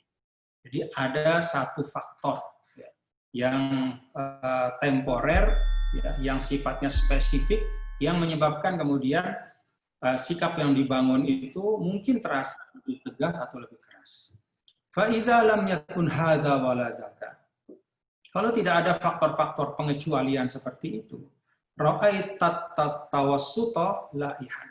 Maka kamu akan kembali melihat wasatiyah, semangat moderasi itu laihan. Dia akan kelihatan nyata ya. Wa maslakal i'tidal wadihan. Jadi jalur atau pandangan yang proporsional itu menjadi jelas. Wa huwal aslul ladzi yurja'u ilaihi. Dan inilah esensi yang harus kita selalu kembali kepadanya, wal maqil alladzi yulja'u ilaihi. Dan inilah pusat ya, poros yang kita juga kembali ke situ. Artinya apa? Ada beberapa kalau kita baca misalnya beberapa hadis Rasulullah Shallallahu Alaihi Wasallam yang seakan-akan di situ ada ketegasan atau ada sikap yang agak beda dari Nabi yang dikenal sebagai Raufun Rahim. Maka kalau dalam bahasa Imam Syatibi, itu ada sesuatu faktor yang menyebabkan kemudian sikap dari Rasulullah SAW kelihatan keras misalnya, atau kelihatan tegas ya, atau kelihatan beda dengan dengan kasih sayang yang selalu tampak di dalam setiap aktivitas Rasulullah SAW. Nah, ketika sesuatu yang faktor itu hilang, maka kembali ke wasatiyah. Nah, ini saya sampaikan untuk juga menjadi bekal kita ya, bahwa terkadang ada sebagian dari kita yang mengambil posisi tasyahud, mengambil posisi yang seakan-akan tidak wasati, pandangan keagamaan yang keras, tapi mungkin itu diambil karena katakanlah misalnya saudara kita itu melihat ada sesuatu yang memang mengharuskannya, ada kondisi-kondisi yang mengharuskannya untuk mengambil pandangan keagamaan seperti itu. Nah, yang ingin saya sampaikan adalah kita terus membangun silaturahim dan kita meyakinkan ya diri kita dan kita semua bahwa sesungguhnya nilai wasatiyah ini demikian dominannya di dalam ajaran Islam sehingga pada akhirnya sikap keberagamaan yang wasati itulah yang akan selalu menjadi mainstream dalam kehidupan umat Islam. Jadi saya ingin kita juga tetap optimis ya di dalam situasi apapun ya, bahwa tetap saja dalam hiruk pikuk medsos ya, di mana kita dihadirkan dengan pandangan-pandangan yang kadang-kadang saya sendiri bingung ya. Kok bisa pandangan seperti ini disebut sebagai pandangan keagamaan? Pandangan politik iya gitu, pandangan kemaslahatan tertentu ya, tapi pandangan keagamaan kayaknya sulit gitu. Tapi di tengah situasi seperti itu ya kita tetap optimis dan bersyukur ya bahwa alhamdulillah di Indonesia mainstream dari kehidupan keberagaman kita adalah mainstream moderasi atau wasatiyah. Dan ini yang menurut saya perlu untuk kita jaga bersama-sama, dan salah satu yang penting di dalam ikhtiar untuk menjaga itu adalah tidak hanya menyampaikan kepada khalayak di luar kita ya, tentang mulianya pandangan-pandangan Islam dalam seluruh aspek kehidupan, tetapi juga dengan berdialog secara intens dengan seluruh elemen-elemen umat Islam yang ada di Indonesia, untuk kemudian kita bisa membangun katakanlah kesepahaman bersama.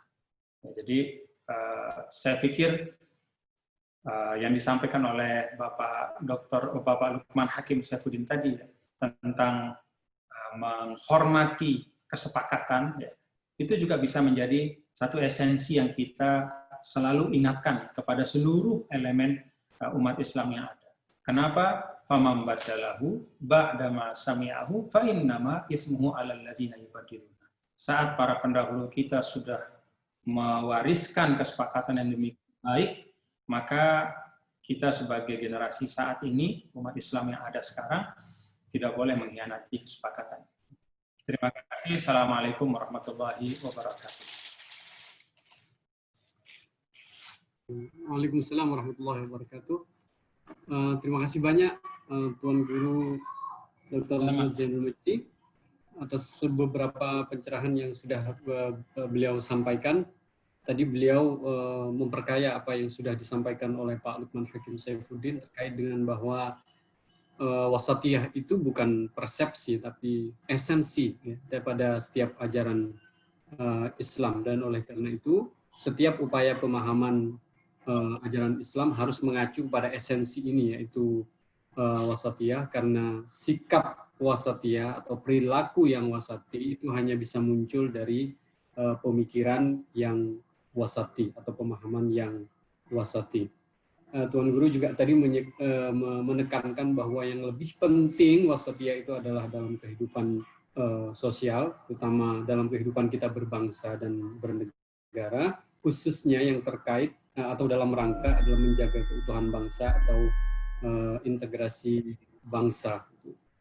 Kemudian juga beliau menegaskan bahwa prinsip yang dianut oleh Islam dalam hubungan sosial itu bukan konfrontasi, tapi lita'arufu, untuk saling belajar, saling mengenal, saling menghormati, dan seterusnya. Tuan Guru juga tadi menyampaikan dua pesan yang sangat penting terkait dengan bagaimana membumikan atau mengamalkan sikap wasatiyah itu melalui dua langkah hal. Yang pertama adalah yaitu meletakkan sesuatu pada tempatnya, melihat atau menyikapi sesuatu secara proporsional sesuai dengan prinsip adil atau keadilan di dalam Islam. Dan juga yang kedua adalah perlunya mengembangkan pemikiran kreatif terhadap pemikiran keagamaan dan ijtihad atau pemikiran yang sudah dikembangkan oleh para ulama terdahulu sebagai konsekuensi logis dari perbedaan situasi dan kondisi yang dihadapi oleh ulama zaman dulu dengan ulama yang sekarang. Jadi menghargai atau salah satu cara menghormati dan menghargai hasil ijtihad atau hazanah, kekayaan hazanah intelektual ulama kita adalah juga dengan berusaha mengembangkan secara kreatif pemikiran-pemikiran yang sudah dikembangkan oleh ulama-ulama kita terdahulu. Itu beberapa hal saya kira yang bisa kami garis bawahi dari apa yang disampaikan oleh Tuan Guru. Saya akan persilahkan kepada beberapa peserta yang sudah mengajukan pertanyaan, ada juga yang disampaikan melalui chat ini. Mungkin kita mulai dari yang disampaikan melalui chat. Yang pertama,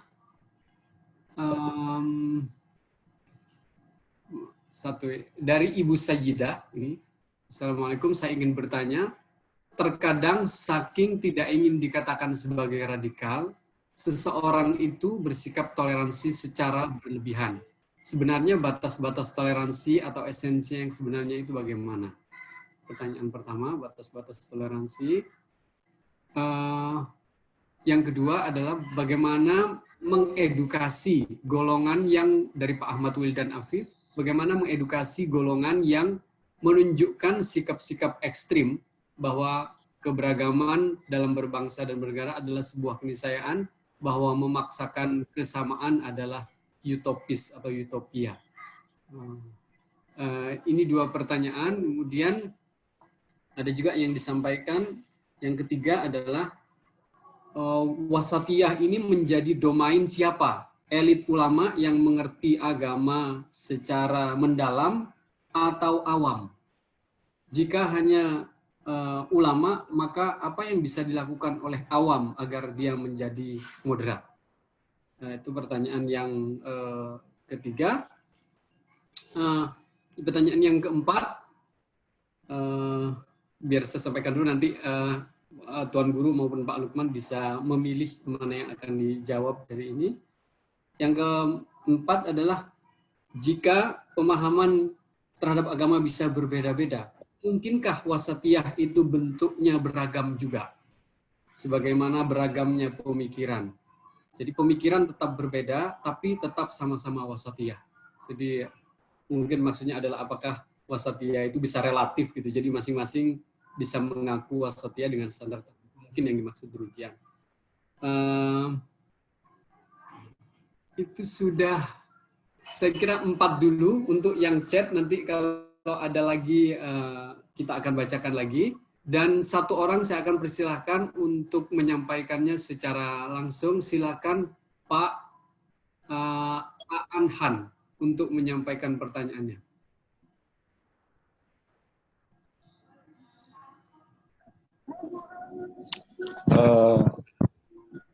Terima kasih yang terhormat Profesor Quraisyiha, Dr. Muhammad Jainul Majdi, juga Pak Lukman Syaifuddin. Sebenarnya sejumlah pertanyaan yang kami ajukan itu ada beberapa kemiripan dengan kawan-kawan yang sudah di chat. Yang ingin saya tanyakan, ketika apa itu wasatiyah, saat ini mungkin seluruh aliran dalam Islam itu mengklaim dirinya adalah wasatiyah. Misalnya ketika ada yang wasat itu dikatakan adalah tengah-tengah antara yang berpaham berbeda dan terlalu letterlek, maka wasatiyah dua-duanya adalah di tengah-tengah. Bagi kalangan tertentu juga, misalnya yang letterlek juga mengatakan kami juga wasatiyah di antara orang-orang yang jumud dengan teks dan orang-orang yang berpikir beral. Sebaliknya juga kalangan tertentu juga mengatakan saya adalah wasatiyah di antara sejumlah paham.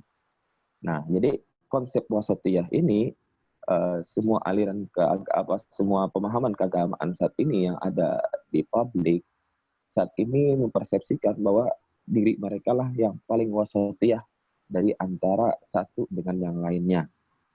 Nah, menarik apa yang disampaikan oleh Pak Lukman juga dengan oleh Ustadz Muhammad Zainul Majdi tentang konsensus ya. Kalau ittihadul afkar atau penyeragaman pemikiran mungkin tidak bisa karena ya sudah sunatullahnya pemahaman keagamaan ini dalam sikap keagamaan ini beragam. Nah, juga sama dengan kawan-kawan yang tadi pertanyaannya mungkin wasatiyah ini akan lahir dan akan diproduksi oleh agen-agen elit muslim. Karena kalau kita lihat peradaban keislaman tentang bagaimana perbedaan paham antara guru dan murid yang berbeda pun tidak masalah. Nah, yang saat ini yang terjadi di konteks publik itu kalau saya boleh mempersepsikan mungkin ya di kalangan awam ini kalau kita diistilahkan yang biasanya kita belajar annasu da'u ma jahilu atau biasanya juga orang mengatakan maqalla ilmuhu kasura i'tiraduhu. Jadi kalau saya mungkin bagaimana kita kalangan elit muslim ini untuk mendorong terbentuknya wasatiyah ya dalam konteks yang saya pahami sebagaimana disampaikan Pak Lukman juga Pak Ustadz Zainul Majdi itu at-tasammuh, at-ta'aruf, konsep ta'aruf tadi.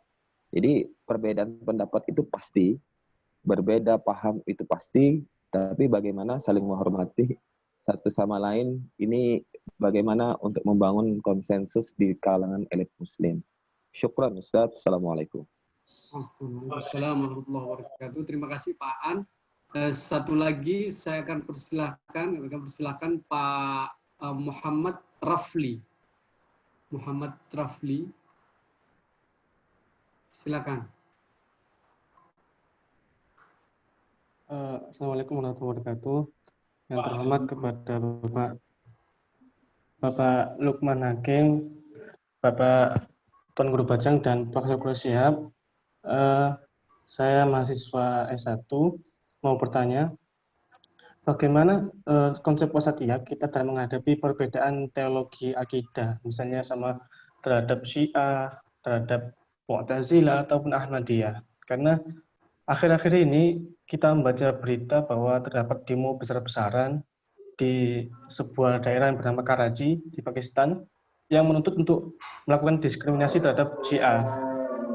Nah, ini juga sering terjadi di Indonesia, tepatnya ketika pada masa Ahmadiyah itu juga seringkali diskriminasi terkesan dilegalkan oleh mayoritas Muslim, yaitu Sunni. Sehingga tolak ukur itu gimana? Apakah akidah utama kemanusiaan? Saya demikian. Assalamualaikum warahmatullahi wabarakatuh. Waalaikumsalam warahmatullahi wabarakatuh. Terima kasih kepada Bapak Ibu yang sudah mengajukan pertanyaan baik langsung maupun chat. Sudah ada 4 pertanyaan via chat dan 2 yang disampaikan secara langsung. Pertama kami akan persilahkan yang terhormat Pak Lukman Hakim Saifuddin untuk memberikan jawaban. Kami persilahkan Pak Menteri. Iya, ya terima kasih. Jadi Ya, cukup banyak ini pertanyaan, saya juga sempat membaca di chat ya. Tapi baiklah, saya pertama ingin menyampaikan tanggapan atas pertanyaan yang diajukan oleh Ibu Sayyidah tadi, yang menanyakan tentang batas-batas toleransi itu seperti apa. Jadi toleransi itu kan kita pahami sebagai kesediaan kita, jadi kemauan dan kemampuan, dua kata kunci. Kita mau dan kita mampu untuk menghargai dan menghormati perbedaan yang ada pada pihak lain. Itu. Dan yang juga harus digarisbawahi, bentuk penghormatan dan penghargaan terhadap yang berbeda itu sama sekali bukan bermakna pembenaran atau persetujuan atas yang berbeda itu. Jadi misalnya saya toleran dengan saudara saya yang mengimani agama lain. Saya menghargai, saya menghormati tetangga saya yang katakanlah Katolik atau Kristen atau tidak hanya Syiah, tidak hanya Ahmadiyah, Mu'tazilah atau apa. Bahkan yang berbeda keimanan sekalipun saya hargai dan saya hormati karena itu pilihan hak dasar setiap manusia untuk memeluk agamanya masing-masing berdasarkan keyakinannya. Tapi bentuk penghargaan dan penghormatan saya itu sama sekali bukanlah pembenaran atau persetujuan. Jadi ini dua hal yang terkadang atau seringkali kita suka mencampur adukan. Jadi kalau saya menghargai atau menghormati perbedaan pada pihak lain, seakan-akan saya menyetujui, seakan-akan saya membenarkan perbedaan. Itu dua hal yang terpisah. Justru karena keimanan, justru karena keislaman saya diajarkan untuk menghormati dan menghargai perbedaan karena agama saya justru mengajarkan saya untuk menebarkan rahmat bagi segenap umat manusia tanpa membedakan apapun. Gitu. Jadi maka pertanyaannya terkait dengan batas-batas toleransi itu adalah ya kita hargai perbedaan tanpa harus membenarkan. Itu satu hal atau menyetujui. Yang kedua, batas-batasnya ya kembali kepada inti pokok ajaran Islam itu sendiri. Tidak boleh atas nama toleransi lalu kemudian kita ikut beribadah di rumah ibadah agama lain misalnya. Katakanlah untuk jelasnya, sebagai Muslim, supaya saya dinilai atau dianggap toleran dengan umat Kristiani, maka saya ikut kebaktian di gereja, misalnya. Saya mengikuti ritual keagamaan Kristen di gereja. Itu menurut saya sudah ekstrim, berlebih-lebihan. Itu bukan toleran lagi. Jadi yang sama tidak perlu dibeda-bedakan, tapi juga yang memang berbeda ya tidak perlu disama-samakan. Masing-masing kita saling menghargai dan menghormati saja. Gitu. Jadi itu. Lalu kemudian ada pertanyaan, wasatiyah ini domain siapa? Siapa yang paling bertanggung jawab maksudnya begitu? Apakah ulama atau masyarakat awam? Dan menurut saya ya kita semua. Karena ini kan cara kita memahami agama, cara kita mengamalkan agama, cara kita berislam itu. Maka ya tentu ulama yang paling berada pada posisi yang terdepan dalam memberikan faham keagamaan yang moderat, tapi umat juga harus terus dilatih, diedukasi untuk memahami, lalu kemudian bisa membedakan dengan ilmunya mana yang bisa kita tolerir sebagai keragaman yang masih berada pada jalurnya yang moderat, dan mana yang sudah berlebih-lebihan, yang karenanya kita harus rangkul kembali, yang harus kita ayomi kembali untuk kembali ke tengah. Begitu. Nah, lalu juga tadi ada pertanyaan, apakah wasatiyah itu relatif? Itu kita tentu menggarisbawahi apa yang disampaikan oleh Ustadz Tuan Guru Bajang tadi, bahwa wasatiyah itu adalah esensi dari Islam itu sendiri gitu. Semua syariat yang ada dalam Islam kalau kita dalami tadi itu hakikatnya adalah ajaran-ajaran yang begitu proporsional dengan hakikat kemanusiaan itu sendiri, karena memang agama hadir untuk manusia, gitu. Agama bukan untuk Tuhan, karena Tuhan sudah tidak memerlukan apakah kita akan taat atau tidak, apakah akan disembah atau tidak, bukan.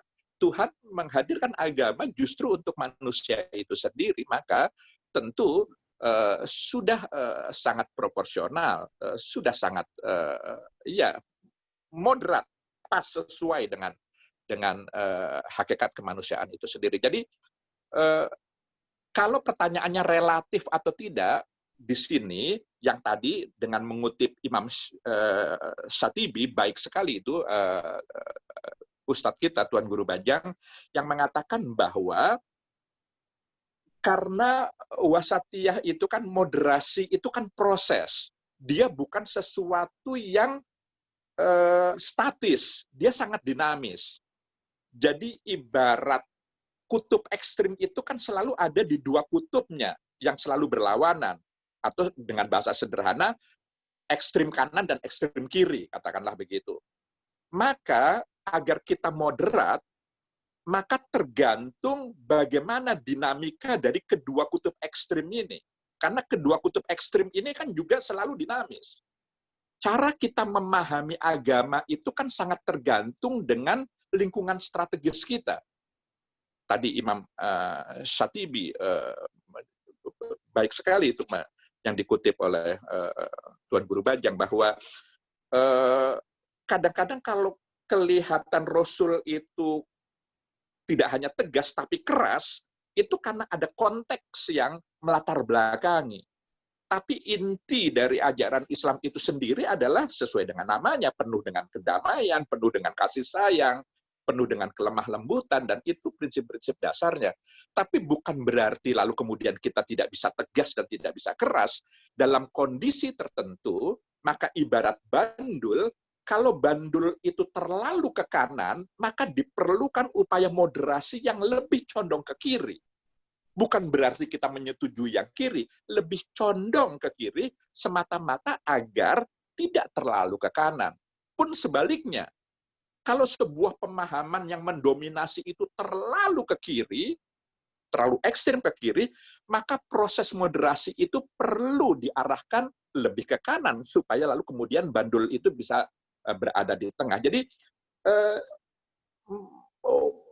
menjadi wasati itu, muslim yang moderat itu memang harus dinamis, maka syaratnya dia harus memiliki ilmu pengetahuan yang cukup untuk memahami dan mengetahui dinamika dari kedua kutub yang ekstrim itu, agar kita mampu menempatkan diri senantiasa berada di tengah, begitu.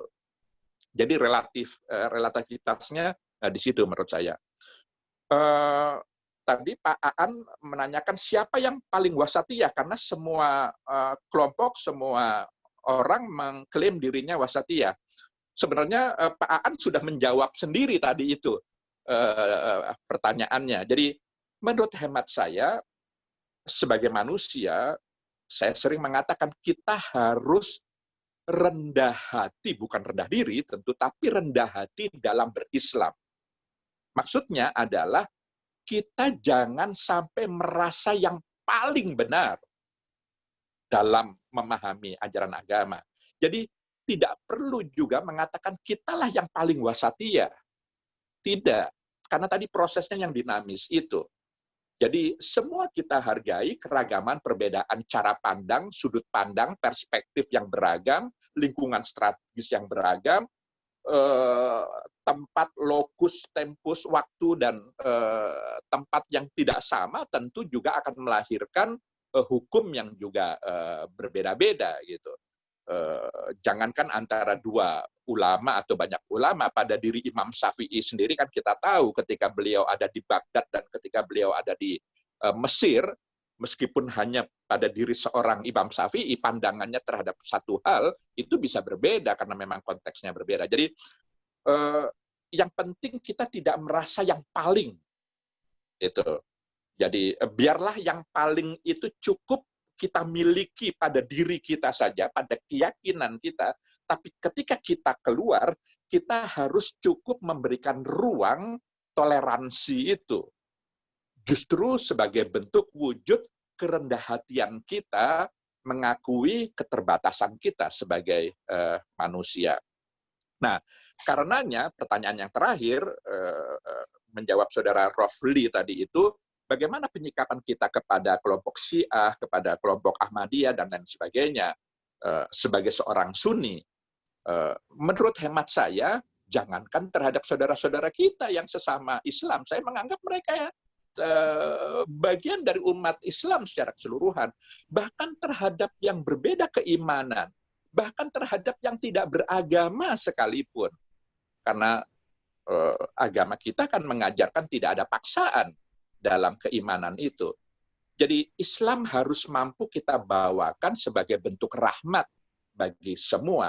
Maka sekeras, setajam, sebesar apapun perbedaan antar kita, bahkan perbedaan keimanan sekalipun, jangan sampai memutus hubungan kemanusiaan antar sesama kita umat manusia.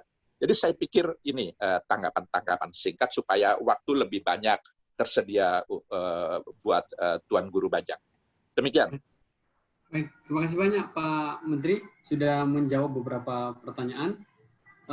Berikutnya kami akan persilahkan Tuan Guru untuk memberikan jawaban-jawaban juga, termasuk ini ada yang saya kira juga penting sekaligus direspon oleh Tuan Guru karena masih searah dengan beberapa pertanyaan, termasuk bahwa sikap wasatiyah itu sering tampil sebagai sikap yang tidak jelas, abu-abu, menghindar dari nas yang sudah jelas, dan bahkan terkesan meremehkan ajaran agama. Nah, ini mungkin nanti bisa sekaligus direspon oleh Tuan Guru. Kami persilahkan Tuan Guru Dr. Rasul Musli.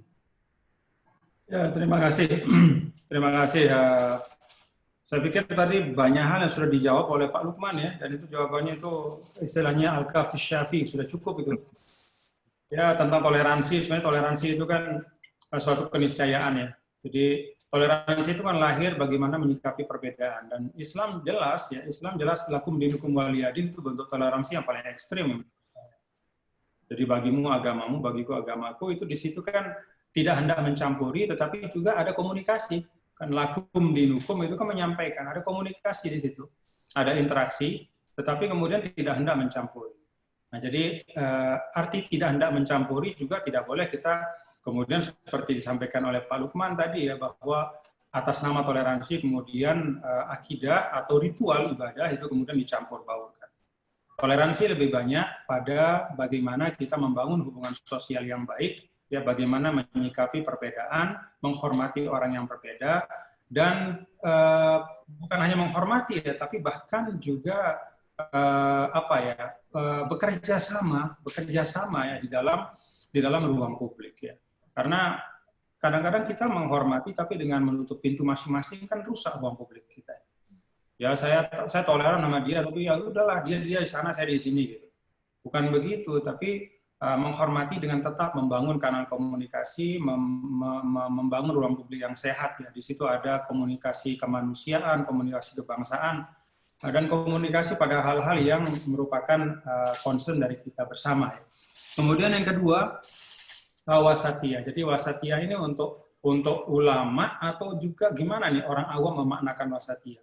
Kalau saya sih sederhana ya. Jadi Anda adalah siapa guru Anda. Jadi agama Anda adalah siapa guru Anda. Jadi saya pikir di setiap masa ya, bukan hanya masa saat ini ya. Dulu 140.000 sahabat pada masa Rasulullah SAW, cuma 130 kalau tidak salah yang berfatwa. Artinya apa? Ya sisanya itu yang nanya gitu. Jadi artinya pada masa Rasulullah SAW pun itu memang ada tokoh-tokoh agama ya, dalam bahasa kita ada ulama-ulamanya, ada orang awamnya gitu. Nah, bagaimana masyarakat banyak gitu yang tidak punya cukup waktu untuk belajar langsung tentang Islam secara mendetail, secara mendalam, cari guru yang baik gitu. Itu sebabnya dari dulu ya selalu ya para ulama menyampaikan inna hadzal din, inna hadzal ilma dinun fanzuru amman ta'khuzuna dinakum. Jadi agama ini suatu yang penting, maka lihatlah dari siapa Anda mendapatkan. Karena itu sekali lagi saya mengajak ya kita semua ya untuk memastikan bahwa kita mendapatkan pengetahuan keagamaan itu dari orang-orang yang kredibel. Kemudian yang berikutnya, apakah wasatiyah itu bisa mencakup berbagai aliran? Saya pikir yang disampaikan Pak Lukman tadi bahwa ada asas-asas ya, ada tolak ukur yang bisa kita lihat. Kalau dalam ranah fikih misalnya ya, itu wasatiyah itu diantaranya disampaikan oleh beberapa ulama itu bagaimana prinsip misalnya takdimul aisar alal ahwat untuk ammah, untuk umum ya. Jadi ketika berfatwa itu, fatwanya itu tidak menyulitkan, tidak memberatkan, tidak mencari pendapat-pendapat yang susah ya. Apalagi pada masa istilahnya mata ummu bihil balwa, ya. Sesuatu yang memang susah dihindari gitu. Dulu ketika mengaji kita kan pernah baca juga di dalam misalnya Imam Ghazali ya. Imam Ghazali menyampaikan, saya ini mazhab Syafi'i kata Imam Ghazali, tapi saya benar-benar pengen di dalam bab tentang kesucian dan kenajisan, khususnya untuk masalah air ya, dan masalah kesucian dan kenajisan, itu saya kok lebih ingin supaya pandangan Maliki itulah yang diikuti gitu. Kata Imam Ghazali, padahal saya Syafi'i. Kenapa? Karena memang dalam mazhab Syafi'i kan itu ada apa ya? Ada aspek-aspek yang lebih menekankan pada preventif ya. Sehingga terasa dalam tanda kutip agak berat gitu. Dalam mazhab Maliki kan lebih mudah. Misalnya mayuk kalau lahmuhu farausuhu wa bauluhu thahir misalnya. Apa yang darahnya itu halal apa yang dagingnya itu halal dimakan, maka darahnya maka makanannya itu suci misalnya. Nah, ini bagian-bagian yang bisa tercermin gitu ya. Jadi ketika misalnya ada satu pandangan keagamaan yang hanya memilih yang paling berat ya, atas nama misalnya atas nama ketindihan, atas nama kehati-hatian, maka para ulama sepakat itu bukan sikap wasati di dalam berfatwa. Di dalam berfatwa itu berikan ya, at-taisir fil furu' wa tasydid. Jadi mudahkan di dalam semua hal-hal yang sifatnya furu'. Apalagi kalau furu'nya sudah terjadi begitu. Sudah terjadi, lalu orang menanyakan tentang kesahannya dari sesuatu yang sudah terjadi. Bagaimana statusnya? Kalau Anda bisa memudahkannya, tidak menyebabkannya kemudian jatuh dalam kesulitan, lakukan. Nah, itu bagian misalnya di dalam fikih. Nah, hal lain yang menurut saya penting sekali adalah yang disampaikan oleh Pak Lukman tadi, bagaimana kita ketika melihat ya pandangan-pandangan keislaman yang banyak dan beragam, kita bisa melihat isu-isu penting yang terkait dengan kita sebagai umat Islam di Indonesia. Bagaimana sikap kita terhadap komitmen kebangsaan. Menurut saya, kalau ada di antara kita yang tidak menghormati komitmen kebangsaan, ya dia tidak wasati. Kenapa? Karena dia meresikokan sesuatu yang sangat berharga untuk kehidupan kolektif kita.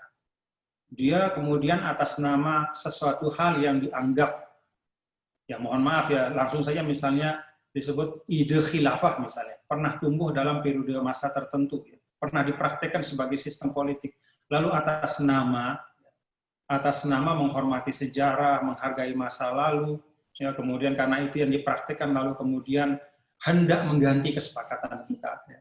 Padahal kesepakatan kita ini juga legalitasnya atau validitasnya tidak kalah dibanding itu, karena menurut saya sudah yuhaqqiq al-maqasid, ya. Jadi mewujudkan tujuan-tujuan utama dari pentingnya atau perlunya ada pemerintahan, ya, yaitu untuk menjaga agama dan untuk memakmurkan kehidupan. Nah, jadi menurut saya kita bisa lihat juga, ya, masing-masing kita bisa melihat bagaimana sih gitu, menyikapi komitmen-komitmen kehidupan kebangsaan kita. Bagaimana sikap terhadap dokumen-dokumen yang kita sepakat sebagai suatu bangsa. Pancasila, Undang-Undang Dasar 1945. Kalau dia mengatakan, wah ini ini adalah dokumen yang batil, ya, ini adalah dokumen yang lahir dari togut misalnya. Menurut saya itu tidak wasat. Ya, bukan itu pendekatan, bukan itu pandangan Islam yang seharusnya, karena sekali lagi Islam menghargai dan meminta kita untuk menjaga kesepakatan-kesepakatan yang baik yang melahirkan kemaslahatan bersama. Nah, tentang apa tadi itu yang ditanyakan Pak moderator tadi apa, Kang Romli? itu Tuan Guru, selain yang tadi ya soal relatif tadi, wasatiyah itu sering tampil sebagai sikap yang tidak jelas, menghindar dari nas yang sudah jelas, dan bahkan mengajak merendahkan ajaran agama. Ya, sebenarnya ini kan ini hanya persepsi ya, yang menurut saya memang perlu diluruskan. Bukan imam ya, Syekh Ghazali ya, imam juga, Imam Muhammad Al-Ghazali ya, guru kita juga di Kairo, menyampaikan bahwa hukum agama itu tidak diambil hanya dari satu hadis atau dari satu ayat Al-Quran. Karena hukum agama itu diambil dari keseluruhan, ya, keseluruhan teks dan konteks yang ditinggalkan oleh Rasulullah SAW yang ada di dalam Al-Quran maupun ada di dalam Sunnah. Itu sebabnya ketika misalnya kita masih melihat ya, bagaimana dalam situasi di mana hifzun nafs, ya, dalam situasi pandemi ini kan hifzun nafs yang harus diutamakan. Tapi masih ada sebagian kita yang berdebat dengan sangat keras ya, untuk berusaha mewujudkan kesunahan daripada merapatkan saf. Hanya karena ada hadis nabinya gitu. Hadis nabi, kalaupun ya kan kita sudah tahu, semua tahu ya, di dalam fikih usul fikih kita pelajari, perintah tidak semuanya wajib, ada juga perintah yang sunnah. Larangan tidak semuanya haram, ada juga yang makruh. Perintah yang sunnah bisa hilang kesunahannya kalau ada sesuatu yang lebih penting dari itu. Jadi demikian pula yang makruh bisa hilang kemakruhannya kalau ada sesuatu yang lebih penting dari itu. Ya, misalnya ya beberapa waktu ini ada viral seorang tokoh agama menyampaikan tentang kalau kita lagi sholat itu nggak usah nutup mulut gitu, pakai masker gitu. Karena Rasulullah SAW gitu ayubat dia famahu gitu kan. Ada hadisnya bahwa tidak boleh menutup mulut ketika sedang sholat. Gitu. Padahal kan konteksnya bukan seperti itu. Lalu kemudian alasannya semata karena melarang. Padahal semua ulama sepakat larangan di sini bukan haram, tapi lil karohah. Dan kemudian karohahnya pun disepakati bisa tazulu bihajatin aw illatin. Kan itu kaidah yang sangat umum. Jadi memang literasi keagamaan dalam konteks tadi disampaikan oleh Pak Lukman itu penting betul. Jadi tidak hanya kita membaca hadis, tapi juga bagaimana memahami hadis. Itu di usul fiqh tempatnya. Ya kalau kita membaca hanya Al-Quran, kemudian nanti akan kejadian apa yang kejadian pada masa sahabat dulu. Ada orang yang datang, sahabat yang minum minuman keras, begitu didatangkan kepada Umar, kata sahabat tuh, kok saya mau dihukum? Kan dalam Al-Quran ada itu. Laisa 'alal ladzina amanu wa 'amilus sholihat junahum fima ta'imu iza mattaqaw wa amanu. Enggak apa-apa orang kalau sudah beriman, bertakwa, makan, minum apa saja enggak masalah. Kan ada ayatnya. Kok saya mau dihukum sih? Kemudian Ibnu Abbas yang menyampaikan bahwa konteks ayat itu adalah sahabat yang orang tuanya itu meninggal sebelum turunnya pengharaman minuman keras. Mereka bertanya, ya Rasulullah, gimana nih nasib dari orang tua kami? Mereka wafat dalam keadaan masih suka minum minuman keras. Turunlah ayat ini. Jadi teks-teks bahkan dalam Al-Quran, apalagi dalam hadis, itu semua punya konteks. Nggak bisa, kadang-kadang ya, di samping jasa sosial media mendiseminasi pengetahuan keagamaan yang luar biasa, ada satu hal yang perlu diwaspadai, ada simplifikasi yang berlebihan. Jadi pasang satu hadis, lalu kemudian seakan-akan itulah satu-satunya, atau itulah inti dari ajaran Islam dalam masalah itu. Belum tentu. Hadis dalam satu masalah itu bisa beragam, ada yang duluan, ada yang belakangan, ada yang khusus, ada yang umum, dan banyak sekali. Wasatiyah, salah satu karakteristiknya adalah menghimpun keseluruhan teks ini dan menempatkan semuanya pada tempatnya. Jadi menurut saya sih kuncinya adalah literasi keagamaan kita. Dan sama saya tidak benar ya bahwa wasatiyah itu abu-abu. Enggak, wasatiyah itulah posisi yang paling jelas. Kalau enggak jelas, Allah enggak akan mensifatkan kita dengan ummatan wasatan. Apa itu artinya ummatan wasatan itu umat yang abu-abu? Wasatiyah itu adalah ketegasan di dalam pengetahuan. Terima kasih. Assalamualaikum warahmatullahi wabarakatuh. Waalaikumsalam warahmatullahi wabarakatuh. Terima kasih Tuan Guru atas jawaban yang sangat luar biasa. Bapak, Ibu-Ibu, dan saudara-saudara sekalian, oleh karena waktu kami harus mengakhiri webinar ini, tapi sebelum kami akhiri, izinkan kami menyampaikan pesan dari guru kami, guru kita semua, Profesor Dr. Muhammad Quraish Shihab, terkait dengan langkah-langkah utama ya guna mewujudkan wasatiyah ini, yang nanti kalau kita lihat akan sama dan searah dengan apa yang sudah dipesankan oleh dua narasumber kita pada siang hari ini. Yang pertama adalah pemahaman yang benar terhadap teks-teks terperinci Al-Quran dan Sunnah dengan memperhatikan maqasid syariah. Tadi sudah disampaikan juga oleh dua narasumber kita. Dan juga ada upaya penyesuaian antara ajaran Islam yang pasti, yang tidak berubah, dengan perkembangan zaman dan masyarakat yang terus berubah. Itu yang pertama. Yang kedua adalah diperlukan kerjasama semua kalangan umat Islam dalam hal-hal yang disepakati dan bertoleransi dalam perbedaan, serta menghimpun antara kesetiaan terhadap sesama mukmin dan toleransi terhadap non-muslim. Ini juga tadi yang disampaikan oleh Pak Lukman soal kerjasama dan toleransi. Yang ketiga adalah menghimpun dan mempertemukan ilmu dengan iman. Demikian juga kreativitas material dan keluhuran spiritual, serta kekuatan ekonomi dan kekuatan moral. Tadi juga sudah disinggung oleh narasumber kita terkait dengan perlunya melibatkan sufisme atau tasawuf dalam memahami ajaran-ajaran agama. Yang keempat adalah penekanan pada prinsip dan nilai-nilai kemanusiaan dan sosial seperti keadilan, syura, kebebasan, bertanggung jawab, dan hak asasi manusia. Tadi juga sudah disinggung oleh kedua narasumber kita. Yang kelima adalah mengajak kepada pembaruan sesuai dengan tuntunan agama, serta menuntut dari para ahlinya untuk melakukan ijtihad pada tempatnya, sebagaimana tadi konsen yang ditekankan oleh Tuan Guru terkait dengan perlunya kreativitas dalam ijtihad. Yang keenam adalah memberikan perhatian yang besar dalam membina persatuan dan kesatuan, dan bukan perbedaan dan perselisihan, serta pendekatan, bukan penjauhan, bukan saling menjauhkan. Memberikan kemudahan dalam fatwa dan seterusnya. Sebagaimana tadi juga sudah ditekankan oleh Tuan Guru. Dan yang ketujuh, memanfaatkan sebaik mungkin semua peninggalan dan pemikiran para ulama, ya. Antara lain logika para teolog muslim, kerohanian para sufi, keteladanan para pendahulu, serta ketelitian para pakar hukum dan usuluddin. Dan yang terakhir, wasatiyah memerlukan jihad dalam arti mencurahkan tenaga, ijtihad dalam arti mengolah pikiran, dan mujahadah dalam arti mengendalikan diri, karena wasatiyah bukanlah pakaian jadi yang tinggal dipakai oleh umat Islam, akan tetapi membutuhkan upaya untuk mewujudkannya. Itu saya kira beberapa hal yang bisa kita catat ya hasil dari webinar ini, di samping hal-hal lain yang tentu menjadi catatan pribadi dari masing-masing peserta webinar.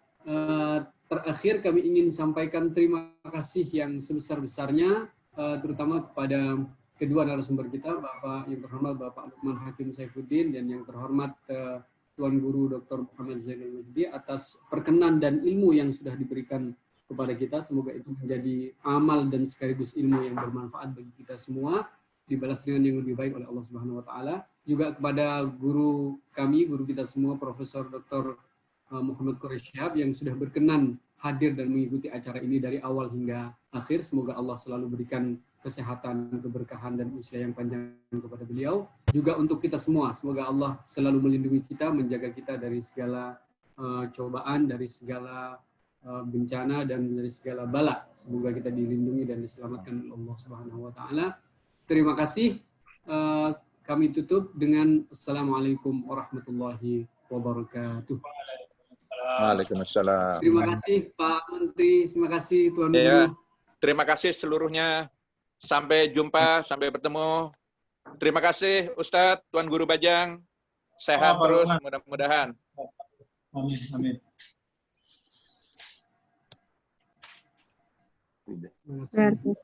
Luar biasa, Pak.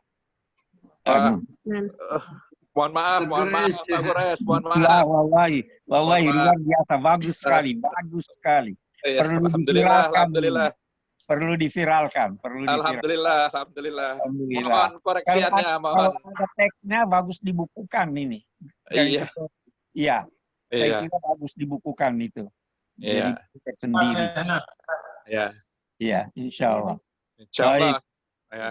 Alhamdulillah sehat terus Pak Urais. Amin, amin, amin, amin. Alhamdulillah. Terima kasih. Ya. Alhamdulillah. Terima kasih.